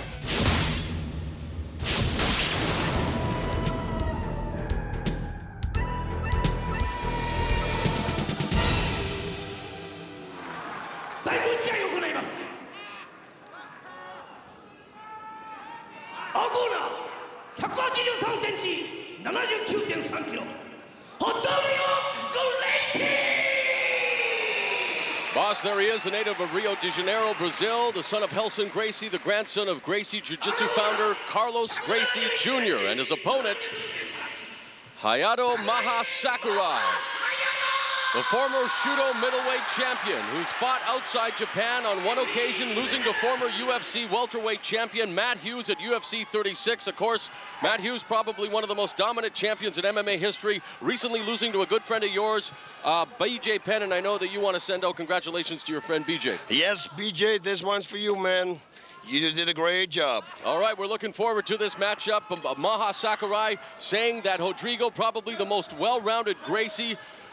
Rodrigo, of course, and he's right. Yeah, Rodrigo right. Definitely good on his feet, good on the ground with that Gracie Jiu-Jitsu background. And Rodrigo wanting to dedicate this fight to his wife, Laura, back home in New York, and his 2 kids, his daughter, Erica, and his son, Joe. He says that he has to watch out for Sakurai's butterfly sweep. He's done a lot of stand-up training. Now finds himself on the ground, and Sakurai right away to the strikes. Stays stand-up, butt scoop position is where Rodrigo finds himself in. Gracie says that if he emerges victorious in this matchup, his goal this year is to beat the Gracie Hunter, of course, the vaunted Japanese MMA practitioner Kazushi Sakuraba. That's a nice little goal right there, huh? Is it ever? But he's got to pass Mr. Sakurai first, and when Sakurai's on, he's a very good opponent. He's very strong, dangerous, also very well versed in everything, you know, punching, kicking, and submissions. But again, like we said before, Rodrigo, same thing there. Sakurai, one of the most electrifying Japanese fighters. Again, he is part of the Shockwave 2003 DVD, which is available right now at pridefc.com. There was a stomp kick attempt by Sakurai, and there is a kick to the thigh area of Gracie, who still finds himself in that butt scoop position. Oh, that was near the peninsula south of the equator, boss. Yes, almost a shot to the pills, like I always say, which you do not want to have, of course. Very good, I like this. There's a good job by the referee, you're right, boss, to bring them back to their feet again. 1 10-minute round, 1 5-minute round, special Bushido rules. It's Bushido 2, emanating from the Yokohama Arena. Moro Ranello and Boss Rutan El Guapo, ringside. Nice kick, low leg kick delivered by Rodrigo. You can hear the snap here. Yeah, that was a good kick. Oh, spinning back kick, but you saw Rodrigo attempting the shot at the same time, and I think he got the better of it. Yep. But look at this, look at this. He's already trying to go now to pass this. And Rodrigo is very good. Sakurai, although, is also very good, but he should be able to pass and go for the side mount. A real good matchup put together here for Bushido 2, Rodrigo Gracie and Hayato Maha Sakurai. Both busy now. Butterfly guard, and again, this is what Rodrigo talked to us about. He has to watch Sakurai's butterfly guard sweep. He's got to push it down or jump over.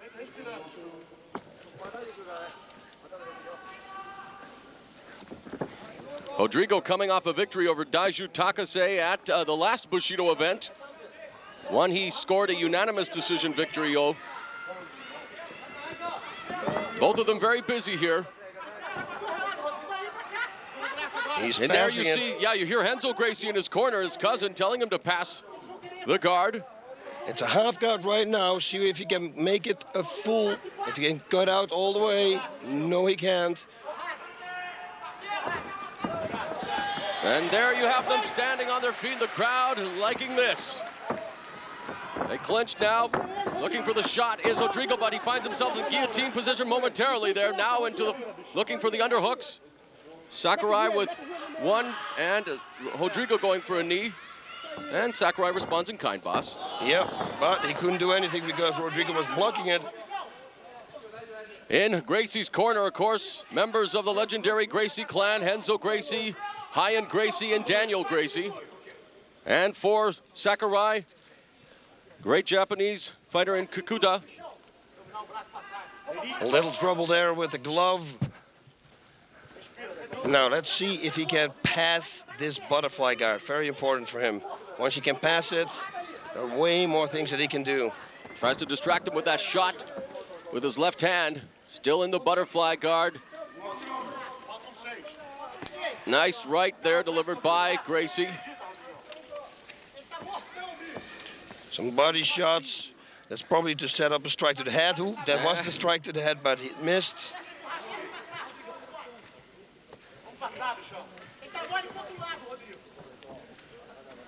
He's doing a good job. Push the knee down, get over, get out. Listening to the expert analysis of the very best in the business, El Guapo Boss Rutan. Heard exclusively here on Pride Fighting Championships. Bushido 2. There we go, in the half guard position. This is better for Rodrigo. But again, has his now. Hey, watch this, he's gonna go. Nope. it misses. Staying busy, though, on the top is Rodrigo Gracie.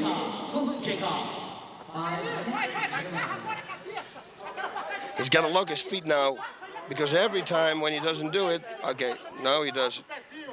Oh no, actually, Sakurai is doing it right now himself. Got him in the half guard. He's got to get out. He's got to get out of this half guard. He's trying, you see, with his left foot, he's trying to put his left foot on the thigh, on the right thigh of Sakurai. There he's trying to stretch that leg out and really just has to try to escape. He has to go to the side now. Looking for the cross-side position is Gracie, and you know Rodrigo Gracie, of course, very popular in Brazil, very popular in the United States. Sakurai, very popular here in Japan, and when you want to know all the information, all the latest details of upcoming fights and information on your favorite fighter, just go to pridefc.com, your one stop when it comes to Pride Fighting Championships. That's pridefc.com, and that's where you can order Shockwave 2003, the DVD now available, pridefc.com. And as you can see, Rodrigo is going for those body shots again. He delivers like 3 good ones and then goes for the head. It's a good setup. Now he's on his vertical base here, spreading his legs. Rodrigo, no back, drops down into the guard. Yep. It's a close guard now. We haven't seen this before, not yet in this fight. It's open now. Oh, look nice at that. up kick there, delivered by Sakurai. Back into that butterfly. And really, you're right. Why doesn't Gracie here try to just pass that butterfly? It's very difficult because, like he said before, but push down on the legs, push down on the legs. Now it's back into the half guard. He's got to pull this out. He's got to pull it out and push his right knee next to the hip of Sakurai, and then hope he can get the side mount. But Sakurai is doing a real good job. You know, the guy, like I said, when he's on, you know, he's phenomenal. When in that butterfly, boss, what is the best strategy, though, to bypass it, though? Can you push down on the legs and use it as a spring and then go to the side? I've seen it. I've seen that people just hold the knees down and then jump over the butterfly guard and then jump right into the mount. I've seen it here in Pride, actually. I think Matsui did it twice. Can't remember against who. It's open now. He's there. Now he goes. Now he should. Oh, you see how slick Sakurai is. Sakurai's very slick from the bottom. Some great defense there by Maha Sakurai. Nickname comes from a former Puroresu star who now makes his home in California. Nice body shot there. And while you may think that Gracie, because of his position, is dominating this fight, Sakurai is doing just as well from the bottom right now, boss. Yeah, he's doing good. And, you know, Rodrigo, he should or just stand up. You know, if he's got the butterfly guard in, you can stand up. That's right. But then you got a stand-up game again, of course. And Rodrigo said that he wasn't so worried about the stand-up. He's been training a lot of stand-up. But he does respect Sakurai's striking ability. Oh yeah, you have to respect it because the guy he can punch and he can kick. And there is the referee cautioning the fighters. Yep, that they have to work, but I don't know why, because they're working both. They are working, but there is a bit of a, like I say, we were talking about it, there's a stalemate going on, defensively and offensively, and perhaps that's what the referee is saying. And they're flailing away now. Frankly, I wouldn't mind if they stood up right now, boss. Yeah, that would be the best thing. If they were brought to a stand-up and then perhaps maybe a more clean shot or some striking. 1 minute left. Trying to pass the guard here, again stuck in that half guard of Sakurai. We're into the final 60 seconds of the opening round. A stalemate between Maha Sakurai and Rodrigo Gracie. Left hand there delivered by Gracie. And now back in the full guard. Rodrigo trained for many years under his father and earned his black belt at the age of 18. He attended the first Abu Dhabi World Submission Wrestling Championships in '98 and won his division that year by winning 3 bouts. He was the first person to make Daijiro Matsui tap in Pride. That happened at Pride 19, Bad Blood. You know what they always say, styles make matches. Those guys are so close together with the style. That's why we're seeing what we're seeing. Yep, exactly. He's gotta get out now. Yes. Ooh, yes, almost. Nope. Back in the butterfly. And there is the end. Oh God, oh God. Of a very interesting round one. Interesting because it was very even, defensively and offensively, a stalemate. And we'll wait and see what happens in round two, and what would El Guapo, the author of the big books of combat, recommend happen in round two, boss? What would you suggest? Right now I can't suggest anything because they're both doing what they're supposed to do. You know, he's trying to constantly to escape the butterfly guard, but Sakurai just won't let him. I have to give this round actually to Rodrigo, what I think, because he did more work on the ground striking. But you see here, you got Sakurai with the kicks in the beginning of the fight. So yeah, maybe scored even. And like this also, who's going to win round number two? Whoa, look at this. Going for that back kick, and then Rodrigo right away takes him down. But Sakurai, yeah, it's very difficult to get out of his butterfly guard, very difficult to get out of his normal guard. The best thing to do with me, if somebody puts a butterfly guard on me, I just stand up, but I'm a striker, so. You know, they're both very charismatic fighters, and Sakurai known for some of his ostentatious techniques, but again, found himself on the bottom.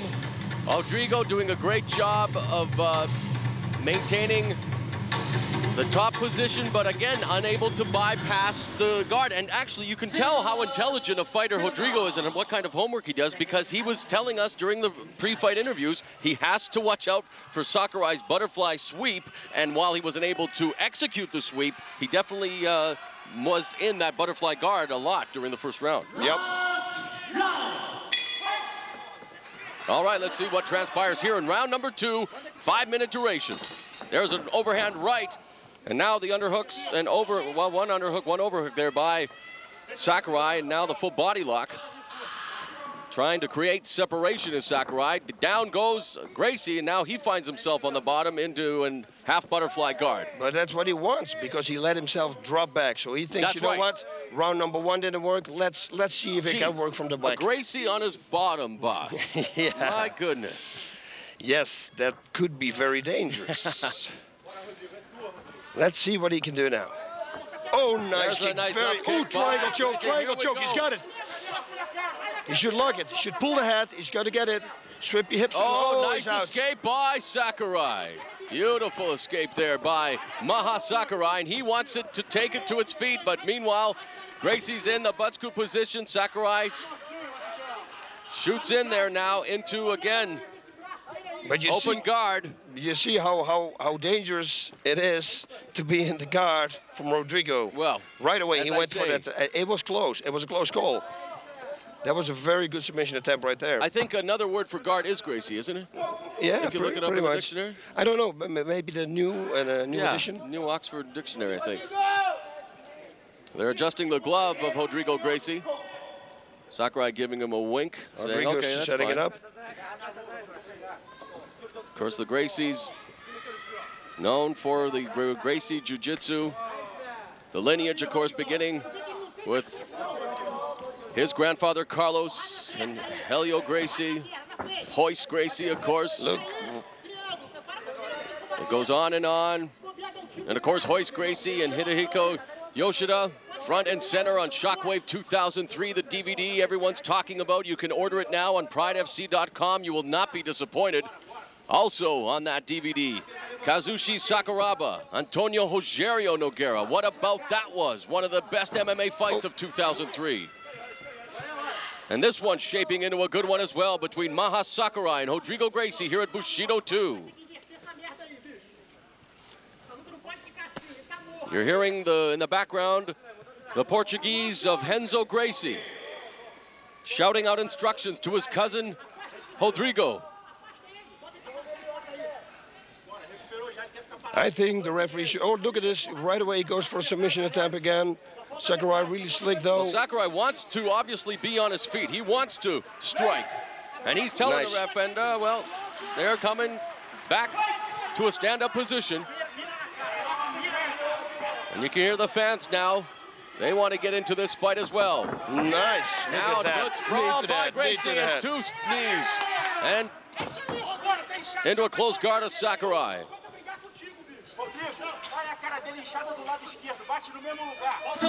One thing I can tell you, this is going to be a very difficult fight for the judges.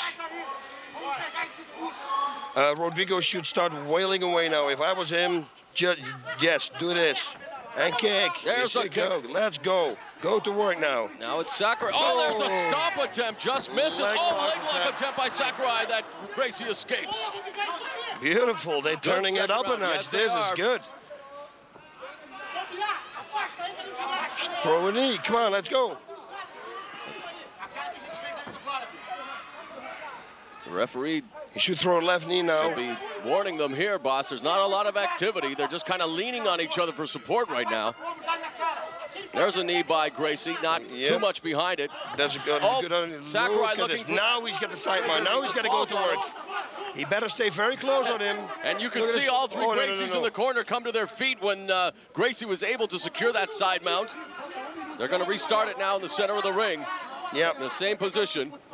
So Gracie now with a great opportunity here, boss, to perhaps take this match away from Sakurai with the first time cross-side position. But look at Sakurai fighting diligently to escape. And he does so. Wow, nice knee there.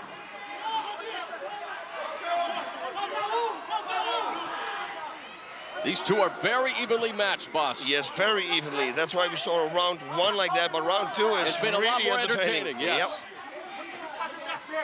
Both doing a real good job. I have a little bit of the edge to Rodrigo. And I concur. Although with a person like Sakurai, you never know when he is going to pull that one trick out of his bag, that one weapon out of his arsenal to turn the tide in his favor. But Gracie remains steadfast, remains true to his task. Throwing the knees, and that's a bad spot right there to get hit. I'm telling you, they're on the hip, you know, just underneath that bone that you have there in your hip. Very painful. Very painful. And now a mixture of knees and punches. And what about? This is going to be a tough one for the judges. To adjudicate. Hayato Maha Sakurai dropping down. And Rodrigo Gracie raising his arms. Not overwhelmingly, mind you, giving us a bit of a smile here ringside, but I would say, as we look at the replay here, boss, let you describe the action. Yeah, look here, he's gonna go in the triangle right away. He had the triangle attempt, he came very close. I think he was a little bit more aggressive in round number 2. So also, he's gonna go, he's pulling this out now. Let's remind. He's jumping, watch this, he's pulling it out and jumps on him back right away. You see, so and the knee comes. So I should say, if I was a judge, I would give it to Rodrigo, but hey, I'm not a judge. Let's remind the viewers at home as Sakurai was hugging the members of the Gracie family in the corner there. It's in Pride, it's not how you start, but how you finish. It's judged the entirety of the fight. Yep. And again, that whole fight was even. Yep.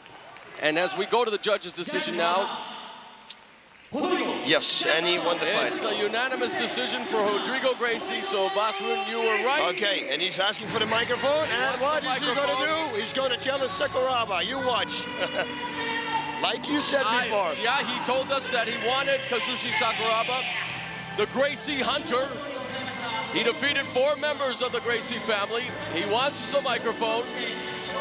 And I wouldn't be surprised, though, and it would be fitting if he doesn't put over Hayato Maha Sakurai as well. That would be a nice gesture, too. Yes, that would be a good one, too, yeah. But I think he wants the mic.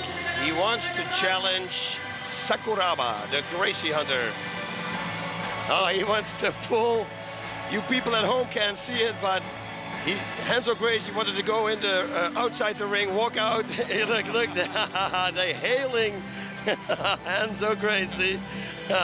Renzo Gracie, one of the greats. No doubt he was here in the beginning at Pride 1, fighting Akira Shoji. He was here at the beginning of Bushido, a great technical battle with Carlos Newton. Renzo Gracie, no doubt about it, a Pride legend. And it was Rodrigo Gracie, though, recording the victory here over Maha Sakurai. Yep, and they won't give him the microphone, so too bad, we can't hear it, but we know. So people at home, that was his intention. He was going to challenge Sakuraba.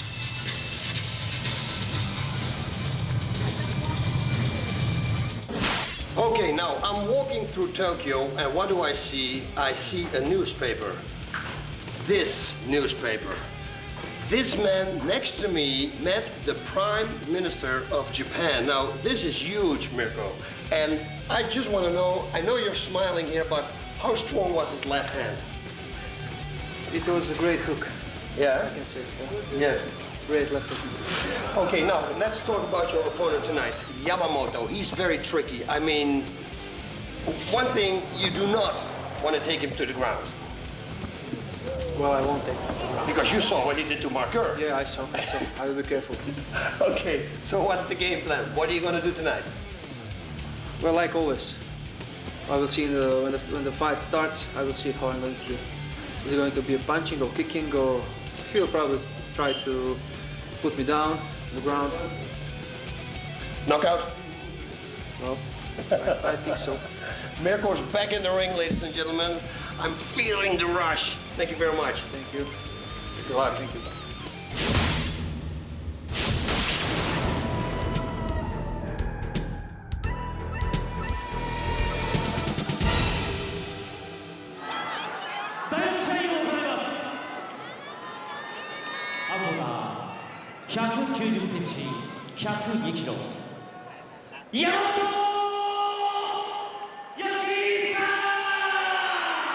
Boss Ryuta, this is Pride Bushido 2, showcasing the up-and-coming warriors of Pride Fighting Championship, but this is a special added attraction. In Japan, they are labeling it the battle of the left roundhouse kick of this gentleman, Mirko Krokop, against the DDT of Yoshihisa Yamamoto. Yamamoto coming off at Inferno, one of the biggest upsets in MMA history, where he, yes, DDT'd Mark Kerr, winning via strikes over the Smashing Machine, and thus, for his victory, gets a date with the Croatian sensation, the Wild Boy himself, and look at this. Yeah. I mean, you gotta have a tinkling in your belly right now, being Yamamoto. Nobuhiko Takada of Pride FC has stated that if Yamamoto should be victorious in this matchup, he will gain a spot at the Total Elimination 2004, and already Krokop gaining his attention with that kick to the leg, and Yamamoto missing with his attempt at a kick to Krokop. Both southpaws. Oh my God, that's going to be a high kick now. Look, now it's going to high kick him. Yamamoto. Now it's going to be a high kick. Look, he has his hands down. Catches the kick of Krokop and has him along the ropes. He's going to get a high kick. He's going to get a high kick right now. Yamamoto, first on the scene, getting the attention of Rickson Gracie back in 1995, lasting longer than anyone did, going 20 minutes with him before losing that bout. And now Yamamoto getting caught in the eye and looking referee Yuji Shimada for a respite here. Yeah, but he's already playing games with Krokop, and I don't think that is very wise if you are Yoshihisa Yamamoto. I don't think so either. The bout you talk about with against Rickson Gracie, that was just, they were standing in the corner for 20 minutes, so once it went down, he did get poked in the eye. Yep. But the action resumes. Nice There's a nice takedown defense and the sprawl exhibited by Mirko Krokop. Yeah. Ooh, right high kick. I can do that too. Man, oh man, Yamamoto is poking the caged animal, and there's a knee to the head. Yamamoto really playing some games here with Mirko Krokop. And again, while it may be entertaining to the fans, he is like, and the fans here now begin chanting.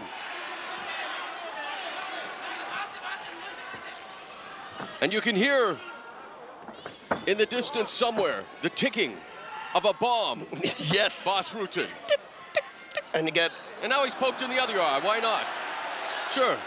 The fans booing now.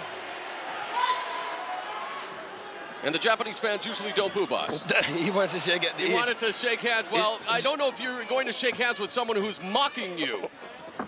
Oh, look at this low kick. Oh, Yamamoto now on his back, and Mirko there with the right straight through them. There's a soccer kick, another soccer kick. Yamamoto trying to get back up on his feet, now in the butt scoop position. Krokop setting him up, measuring him. Kick to the head. Hey, where's the gamesmanship now, Mr. Yamamoto? Yep. There's an uppercut. Krokop looking to Shimada. You want me to continue? Here's another one. There's another one. It's over. Okay, Mr. Yamamoto. Did I say one word in this whole thing? I don't think so. I was like mesmerized. I'm sitting here. Holy moly. Yeah, like a lamb has been brought to the slaughterhouse. No chance whatsoever. The Pride doctors there, all the attention right away in the ring. We have like 4 doctors taking care of Yamamoto because that's the first concern, of course.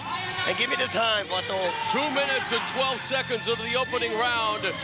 Mirko Krokop in typical Mirko Krokop fashion destroys Yoshihisa Yamamoto. And again, boss, and let's be serious here. I mean, you want to entertain, and again, Yamamoto goes in there and mocks Mirko Krokop. I mean, it's not like Yamamoto doesn't know the reputation of Mirko Krokop. No, I think you want to mock somebody, you know, when you hit him and the guy's half down, you can do like crazy things like do the crane or something, but not in the beginning of the fight, like say, give me another low kick, and I don't feel it. Against someone, the talent of Mirko Krokop, I mean, that is just suicide, my friend.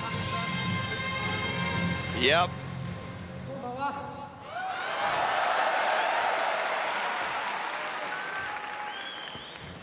I hope you enjoyed the fight. 今日は楽しんでいただけたでしょうか。 After Osaka fight, this was a show for Tokyo fans, and I also hope you will come and enjoy and join us in the opening round Pride Grand Prix heavyweight in April 25.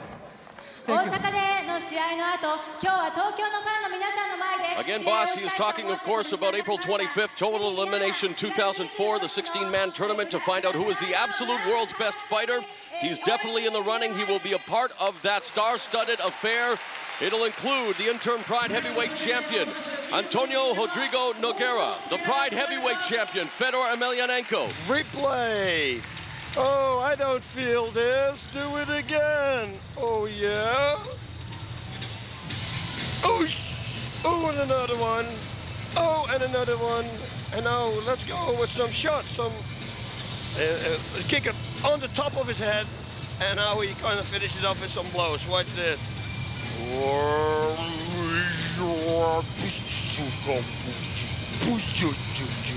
And you know, what can I say? For Yoshihisa Yamamoto, he's just lucky he's not going to be watching the Total Elimination Tournament from a hospital bed. Also a part of that lineup will be the Texas Crazy Horse Heath Herring, Santorio, the sumo wrestler, and a whole lot more. A total of 16 of the world's best. It's coming up April 25th, only on pay-per-view and only brought to you by Pride Fighting Championships.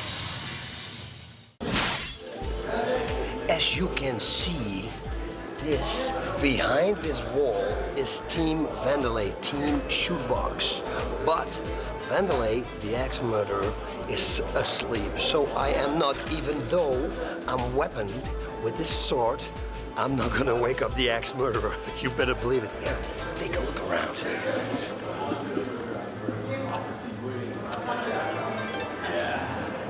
So you know what? We're just gonna have to watch and see what he does in the ring.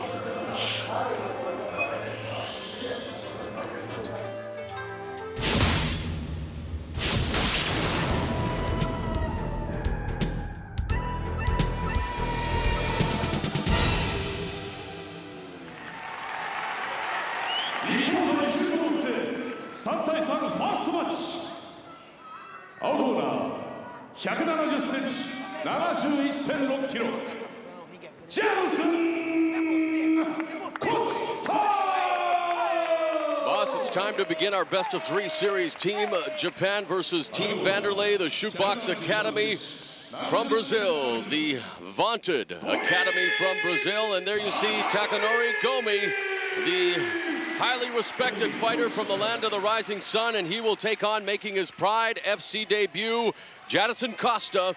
Very well prepared to live up to his nickname, a lofty one, Little Wanderlei, of course, in reference to Wanderlei Silva, the current middleweight champion of Pride Fighting Championships. This should be a very entertaining tilt to kick off this best-of-3 affair. He wants to go. He really wants to go. Gomi was undefeated for the first 5 years of his career. One of the most powerful fighters in the Japanese lightweight class. He finds himself in the open guard now of Costa. Costa began training when he was 5 years old in karate, became a black belt at 13, started training in MMA shortly thereafter, and again, he's a member of the Shootbox Academy under the tutelage of Hujimar Fedrigo, one of the top trainers in the world, and he recently celebrated a birthday, did Hujimar, and he wants, for his birthday present, a clean sweep in this best-of-3 series between Team Shootbox and Team Japan. Yep, and I hope he's going to get it because he has a tough opponent, Mr. Jetson right here. Gomi is, like you said, very well respected, very good. But, hey, the guys from Shootbox, man, they're something special. Gomi coming off a loss, and he's only incurred 2 of them in his career. He's 13-2, and the loss comes last October against BJ Penn, the current UFC welterweight champion. It was a rear naked choke submission loss at Rumble on the Rock 4. And here you have along the ropes, boss, in the open guard. Yeah, you see Jetson constantly trying to go for a submission. He's trying to go for an armbar. He's trying to go for a triangle. Look at this. He's working. Got him in a guillotine. He's constantly working. There's nothing he can do with this guillotine because he doesn't have the legs locked of Gomi. He's got a side mount. This is wasting energy. I wouldn't do that if I was him. You don't need to get a hold of him like this because you waste all the power in your right arm right now. If Gomi neck cranks him now with his nose to the right side, it's going to be over. He has going to let go.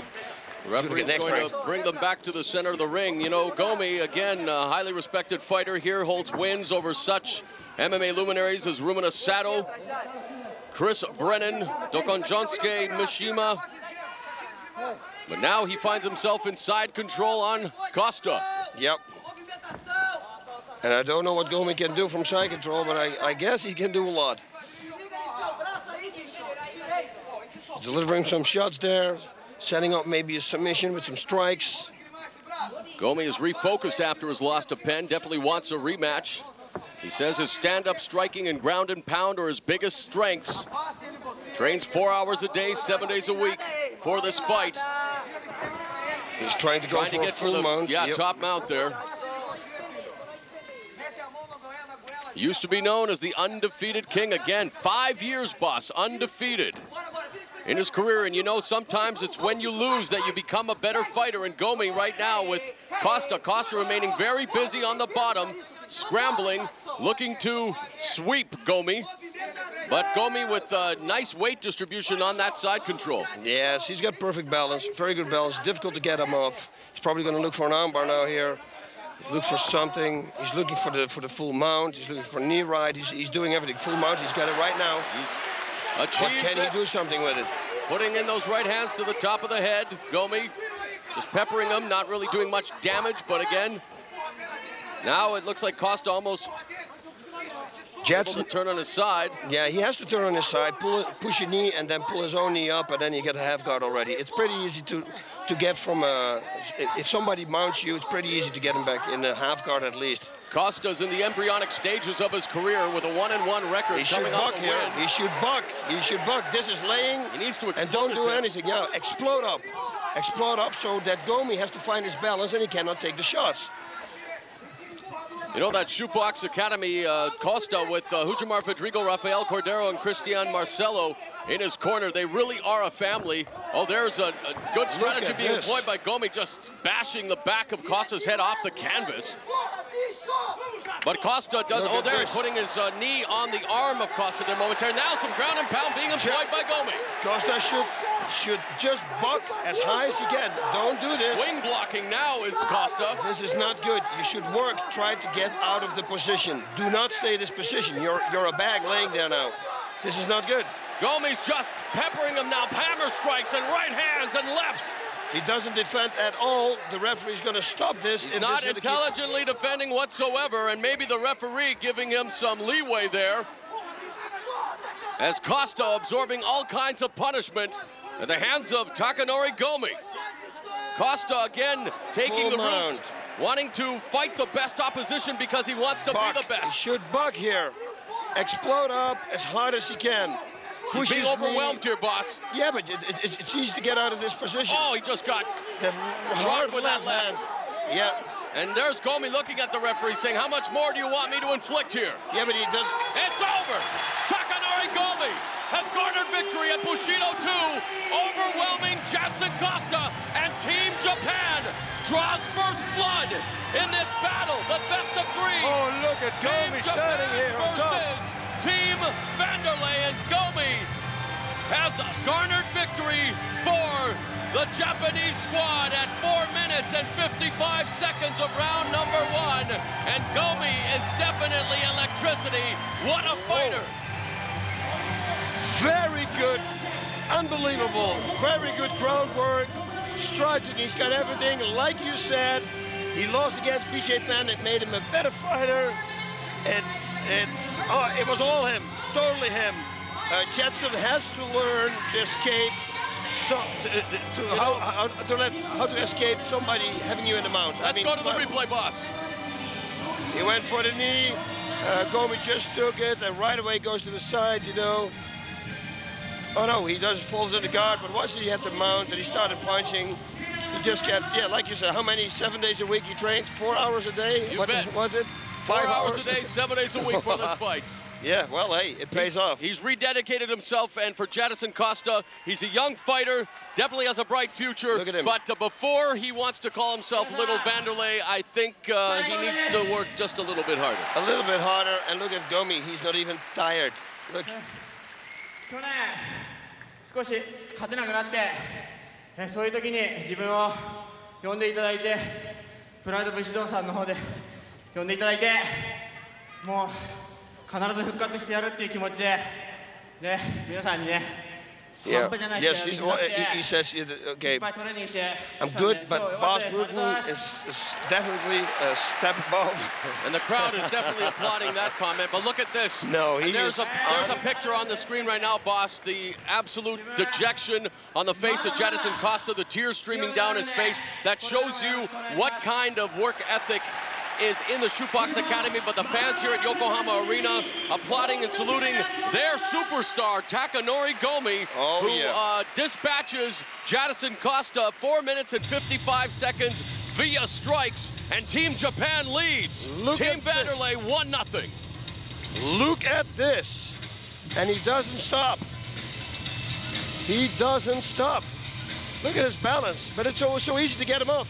And we're not going to stop either, boss. Because match number 2 in this best of 3 series is coming right up. This is Bushido 2 at the Yokohama Arena.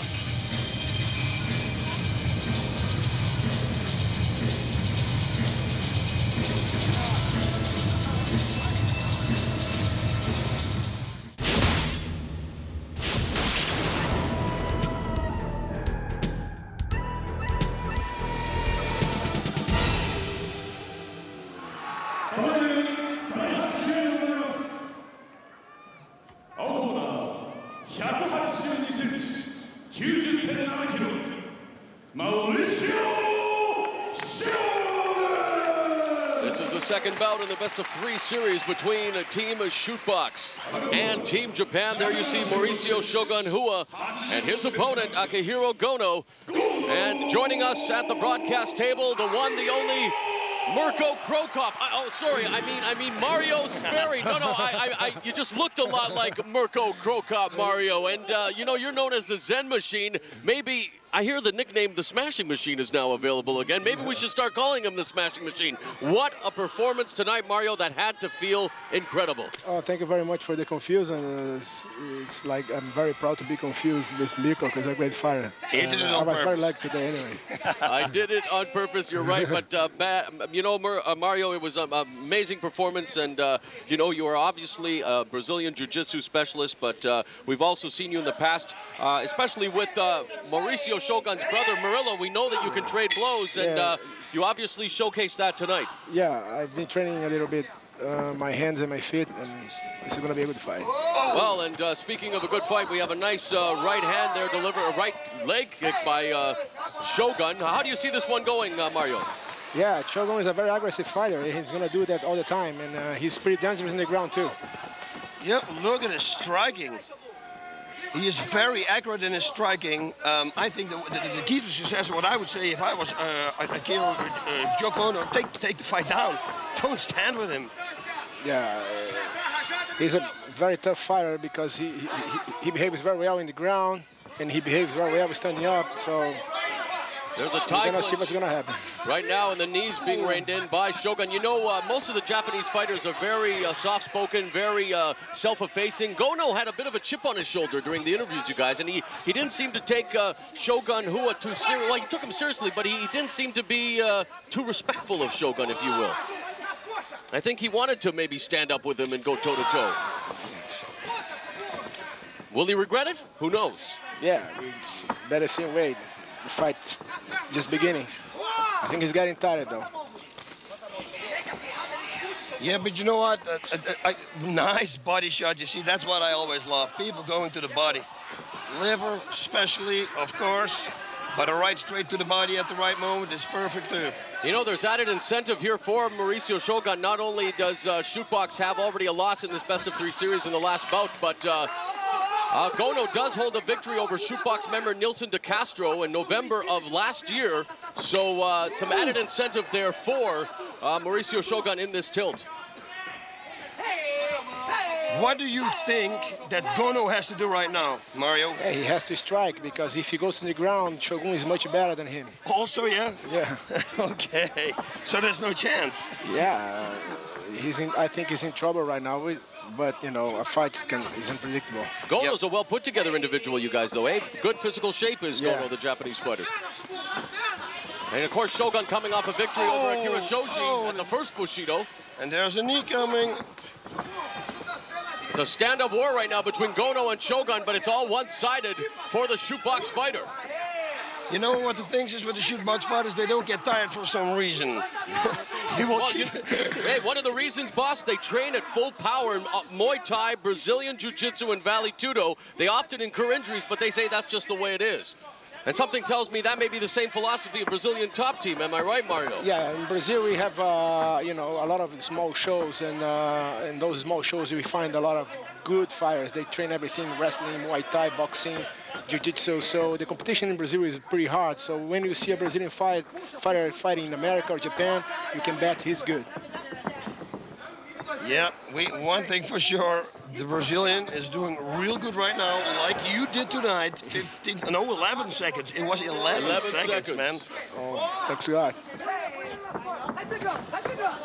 Oh, nice knee. Well, there's Gono throwing Shogun to the mat. Now in the butt scoop position is Hua. Yeah. And Gono wants to keep it on its feet, though. Yeah. He just stands up, like nothing going on. He just stands up. Gono doesn't do anything. You know, Gono likes James Toney, Roy Jones Jr. The boxers would love to emulate their boxing style. We haven't seen any indication of that so far. He's being overwhelmed. There's a knee right up the middle by Hua. Hey, that's what they do with Thailand. You know, Shogun was 10-0 in his Muay Thai career, finished 4th at the BJJ World Championships. This guy is very, very well-rounded and has a very bright future, doesn't he, Mario? Yeah, he's a great fighter. As you said, he's very well-rounded. He knows a lot of jiu-jitsu. As you can see, he knows how to fight standing up. He has a lot of endurance, and he's a young kid. He's about 21, if I'm not wrong. Oh, tags Gono with the left hand. Oh, look at that. Gono can't take a shot. He definitely can do that. What are the plans for Brazilian top team this year, Mario? While the action is hot and heavy here, if you have an opportunity, any big plans for BTT this year? It's going for the outside heel trip, sorry. Yeah, we are focusing now for the Grand Prix, and also maybe Ricardo Rona can get a shot for the middleweight belt in Pride. Wow. So now we are trying to get somebody also in UFC. Good stuff. How about yourself? What's your next plan after that big victory tonight? I'm waiting for the invitation. I mean, I'm always ready to fight, and that's the thing that I like most in my life. I like to train. I like to be, you know, look at this, all the time training. Well, there. Oh, Shogun got tagged there. Yeah, but the front kick was good too. Well, the front kick was good, but that was the first sign that Gono possesses some power as well. Well, what is your weight, Mario? I'm weighing now 220 pounds, around that, a little bit more. It really depends. But now at 220, 22, 20. So what's going to happen if you're going to be one of the 16 guys? We're going to go in. You guys, are we beginning to see an indication that Shogun may be tiring a bit? What do you think, man?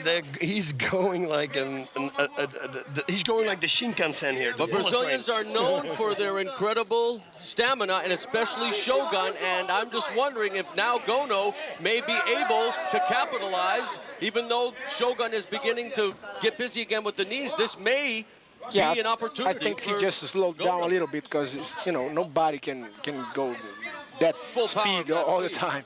He just slowed down a little bit, and he's going to think about another strategy or something. But this is where Gono should start to get busy. Exactly. Now I think it's going to be his time.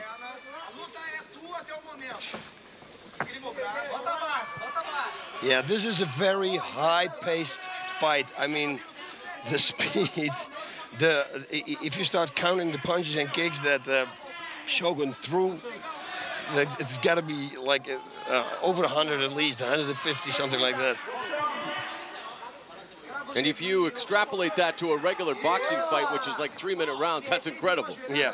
And we're probably through the halfway point of this, the first 10-minute round, with a 5-minute round to follow. And they are wrestling a little bit too. Oh, there's a nice kick to the body. Yeah, it's all Shogun. 3 minutes left in the round. So we're into the final 3 minutes of this opening 10-minute round. There's a body lock. And outside heel trip takedown by Gono. Shogun, he can reverse the fight almost all the time. He's got a good sweep and a half guard, and he's now trying to do that. Now we shall see if he's going to be able to. And you guys brought up a good point too, that he's been going at such full speed that he may even just take a bit of a break here now and just. Here he goes. There you go. You're right. There's a sweep attempt. Yeah. Here he goes. He's going to try to stick his right hand under Gono's legs. There he goes. Nice. Yeah, he's defending very well though. Good escape there by Shogun. Yep, like you said, he's getting up pretty much at will. This got to be really frustrating for Gono here. Oh. Leg lock coming up. Oops. That could be a heel hook. No, he's pulling out. Nothing. I saw somebody also one time slip out very fast with a heel hook. Wasn't that you, Mario? They give you a heel hook, you're gone. Gono was a baseball player before taking up MMA 10 years ago, and so far, not exactly hitting it out of the park. It's Shogun. That's been successful, and there's a tie clinch again. The knee straight up the middle. That rocked Gono. And here, let's see if he can finish the job. Shogun. Gono hanging on for dear life here. He has to push him away. And just go right straight. The Mario Sperry punch. That's what he needs right now. Bang! On the button. Boom! Boom! There you go. And Gono can take a shot, you guys. There it is. He's finally down there. And it's over. Unbelievable. There we go. Maurício Shogun Hua with the soccer kick finishes Akihiro Gono. And a round of applause from Mario Sperry here at the broadcast table. In the final minute, 9 minutes, 6 seconds of the first round, it is Maurício Shogun Rua knocking out Akihiro Gono. And unfortunately for Gono, he looks like he's still out. He didn't stop a minute. Unbelievable, Yep. the pace, the pace they were going. It was unreal. Unbelievable pace is right, boss. 9 minutes full, he just went. Both of them, really. I mean, Gono is in incredible condition as well to be able to take the abuse he did. Watch this. Double left. Boom. Knee, and that phased him. Watch. Whoa. Oh, and that's goal. That's what they do in Brazil. There you go. The soccer kick. The soccer kick. Mario Sperry, where do you see Maurício Shogun Rua? Do you think that the future for him is, for him really like... I saw this kid the first time in a jiu-jitsu tournament, and he showed a lot of skills already. And then he started training Muay Thai, and as you can see, he's a nature athlete. He learned so fast, and he's got a lot of endurance, and combining Muay Thai with jiu-jitsu can be a deadly man. Well, we thank you for thrilling us tonight as well. Thank you very much. Your All my incredible pleasure. performance, Mario. You guys take care. Thank you. And very much for me too, man. Well, it's only fitting, boss, that the third bout tonight, the main event, will decide this best-of-3 series. We hope that Akihiro Gono, with the medical staff attending to him, will be all right. He suffered all kinds of punishment tonight, but Maurício Shogun Rua records the victory here at Bushido 2. The third and deciding bout is coming up. It'll be Wanderlei Silva versus Ikuhisa Minowa. Team Wanderlei versus Team Japan is coming up. And boss, let's revisit it one more time. Here it is. This is how it ended. Here we go. Bang, bang. Thank you, ma'am. And now we go. Goal! That's the sucker kick from Brazil. Holy Motown. And Shootbox celebrates in the center of the ring. Maurício Shogun Rua victorious in Pride Fighting Championships. Bushido 2 from the Yokohama Arena. He doesn't even look tired. Look at him. Look at him. It's unbelievable. Good job, man. Wow. It's a machine. What do they eat? It's unbelievable.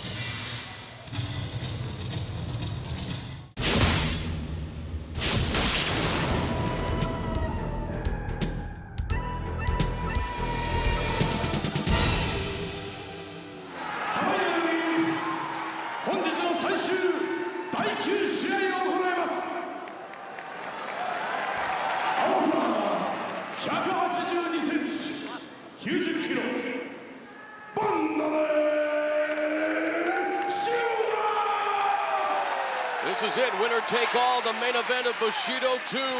Yokohama Arena, Wanderlei Silva versus Ikuhisa Minowa. Team Wanderlei versus Team Japan, Boss Rutan. This is going to be a wild fight. And you know, we have a special guest sitting here ringside next to us.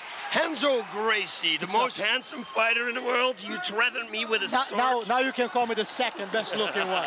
This is going to be a battle. And look at this. Look at how they look at each other. Minowa giving Wanderlei a run for his money when it comes to the intimidating stare. Both have a very good heart. This fight will be one to never forget. Wanderlei's crowning achievement of his career, winning Total Elimination 2003, coming off elbow surgery. He says he's 100%. Minowa, a world traveler, recently returning from Thailand, where he studied Muay Thai, and Korea, where he worked on his strategy. Here we go. The best-of-3 series tied at 1 apiece. This will decide it all. Yep, who is going to win this fight?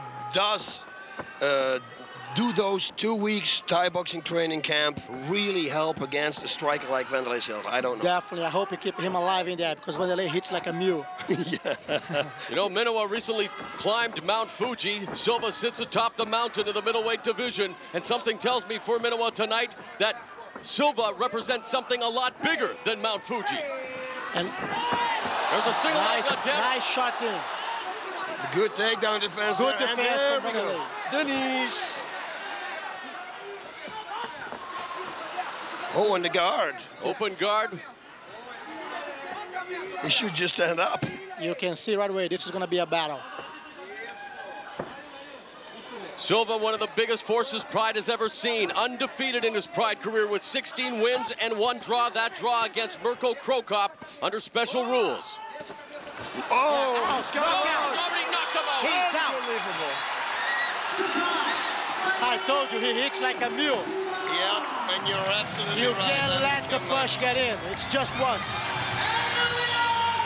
At 1 minute, 9 seconds, Wanderlei Silva continues to dominate the world of mixed martial arts, Renzo Gracie. Everyone is gunning for the middleweight champion. He's without question, the best middleweight fighter up to now. In the world, definitely. He proved himself against unbelievable opponents, including Mirko Krokop. He was able to fight Krokop and stand up for the whole fight. And it was a pretty even match. Do you foresee anyone right now in the world of MMA that could even give him a run for his money? We've seen Quinton Jackson. No, I don't believe there's Yoshida. nobody to fight him on that weight division. What about Yuki Kondo? That's a very tough fighter too. A guy that you really have to be careful with. So if he has someone that should have a chance to challenge him, definitely is Yuki Kondo. Well, remember that one. Yeah. Well, Ikuhisa Minowa, unfortunately, was not his night. Team Wanderlei emerges victorious in this best-of-3 series. How about you, Renzo Gracie? What's in store for you, my friend? I have a surgery back home now for my ACL. I have a replacing of ACL, and then a little vacation, just eating chocolate and a lot of pizza. That's good. I like to do that. I can never do it, man. You know, I'm going to go skiing, so snowboarding a little bit. Have a relaxing time. That's a lot of fun. All right, then let's look at the replay. Go ahead. Here goes. Go ahead, Renzo. Set it up. Take a look. He shot in. Unbelievable shoot. Wanderlei was very smart in finding a way to sprawl on that and get free from the grip. Minowa goes to guard. Then right on the second punch, he's out. Holy mountain, look at this. The fight was done. On the second punch from the guard, Minowa didn't defend very well.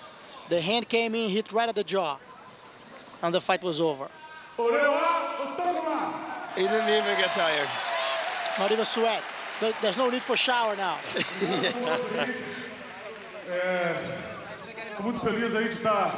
I'm very happy to be fighting Bushido again. And thank all the Japanese people. To bring my school, thank you to your school. And to say that you are unbelievable people.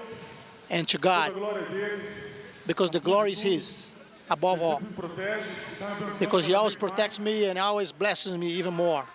After every victory, I bet. Wow, but that's not for His victims. Definitely, just protects him. Probably the devil is looking after the other ones. Yeah. Wanderlei Silva, the middleweight champion, looking incredible again. Pride is showing. Inside the no rules fight is the #1. And the shoot box is showing to the world that's the #1 right now inside the ring. Hey, and he's right. They did good tonight. It was an unbelievable show. Indeed, from top to bottom, we saw a bit of everything. And every time we were fighting here, I would appreciate if you guys could support us instead of going against us. Thank you, all you guys. You guys are the best crowd in the whole world.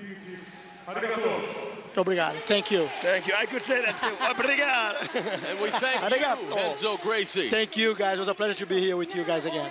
It's too bad it was so short. Because I wanted you a little bit longer. I could have more fun. I could say that that's the land where the baby cries and the mother cannot attend to. Yeah. But that was so fast that we didn't have time to throw up pills in there.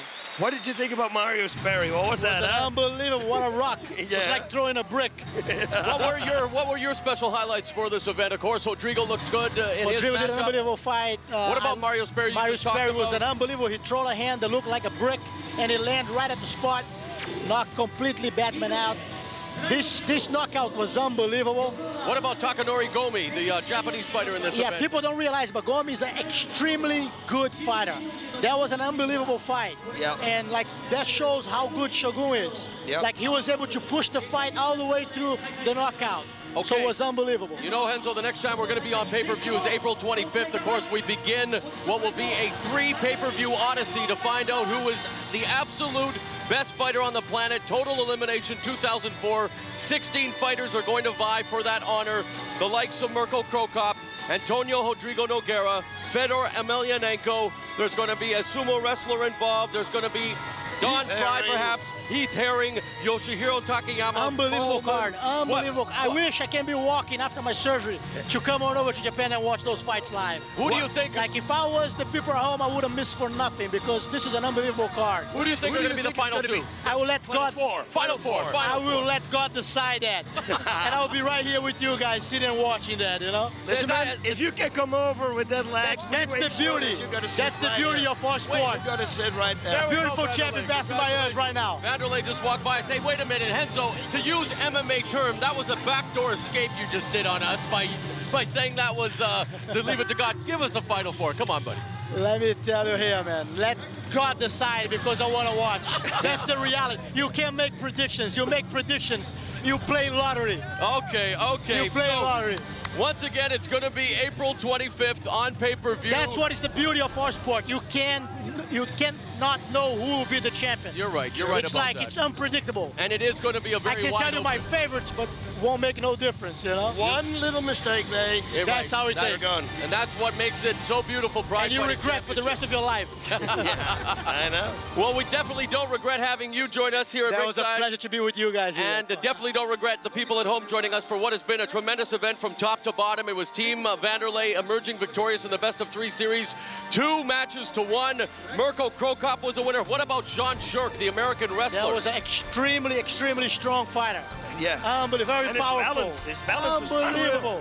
Was like his opponent could not even move him. In the guard, archery takedown right away. Completely domination. Completely, yes. We definitely look forward Very to having impressive. him back here at Pride Fighting Championships. Also, don't forget Shockwave 2003, now available at pridefc.com, the DVD. So make sure you go there and order it online. So again, for Renzo Gracie, for El Guapo, Boss Rutan, this is Mauro Ranallo saying so long from the Yokohama Arena. We hope you've enjoyed Pride Bushido 2. Sayonara.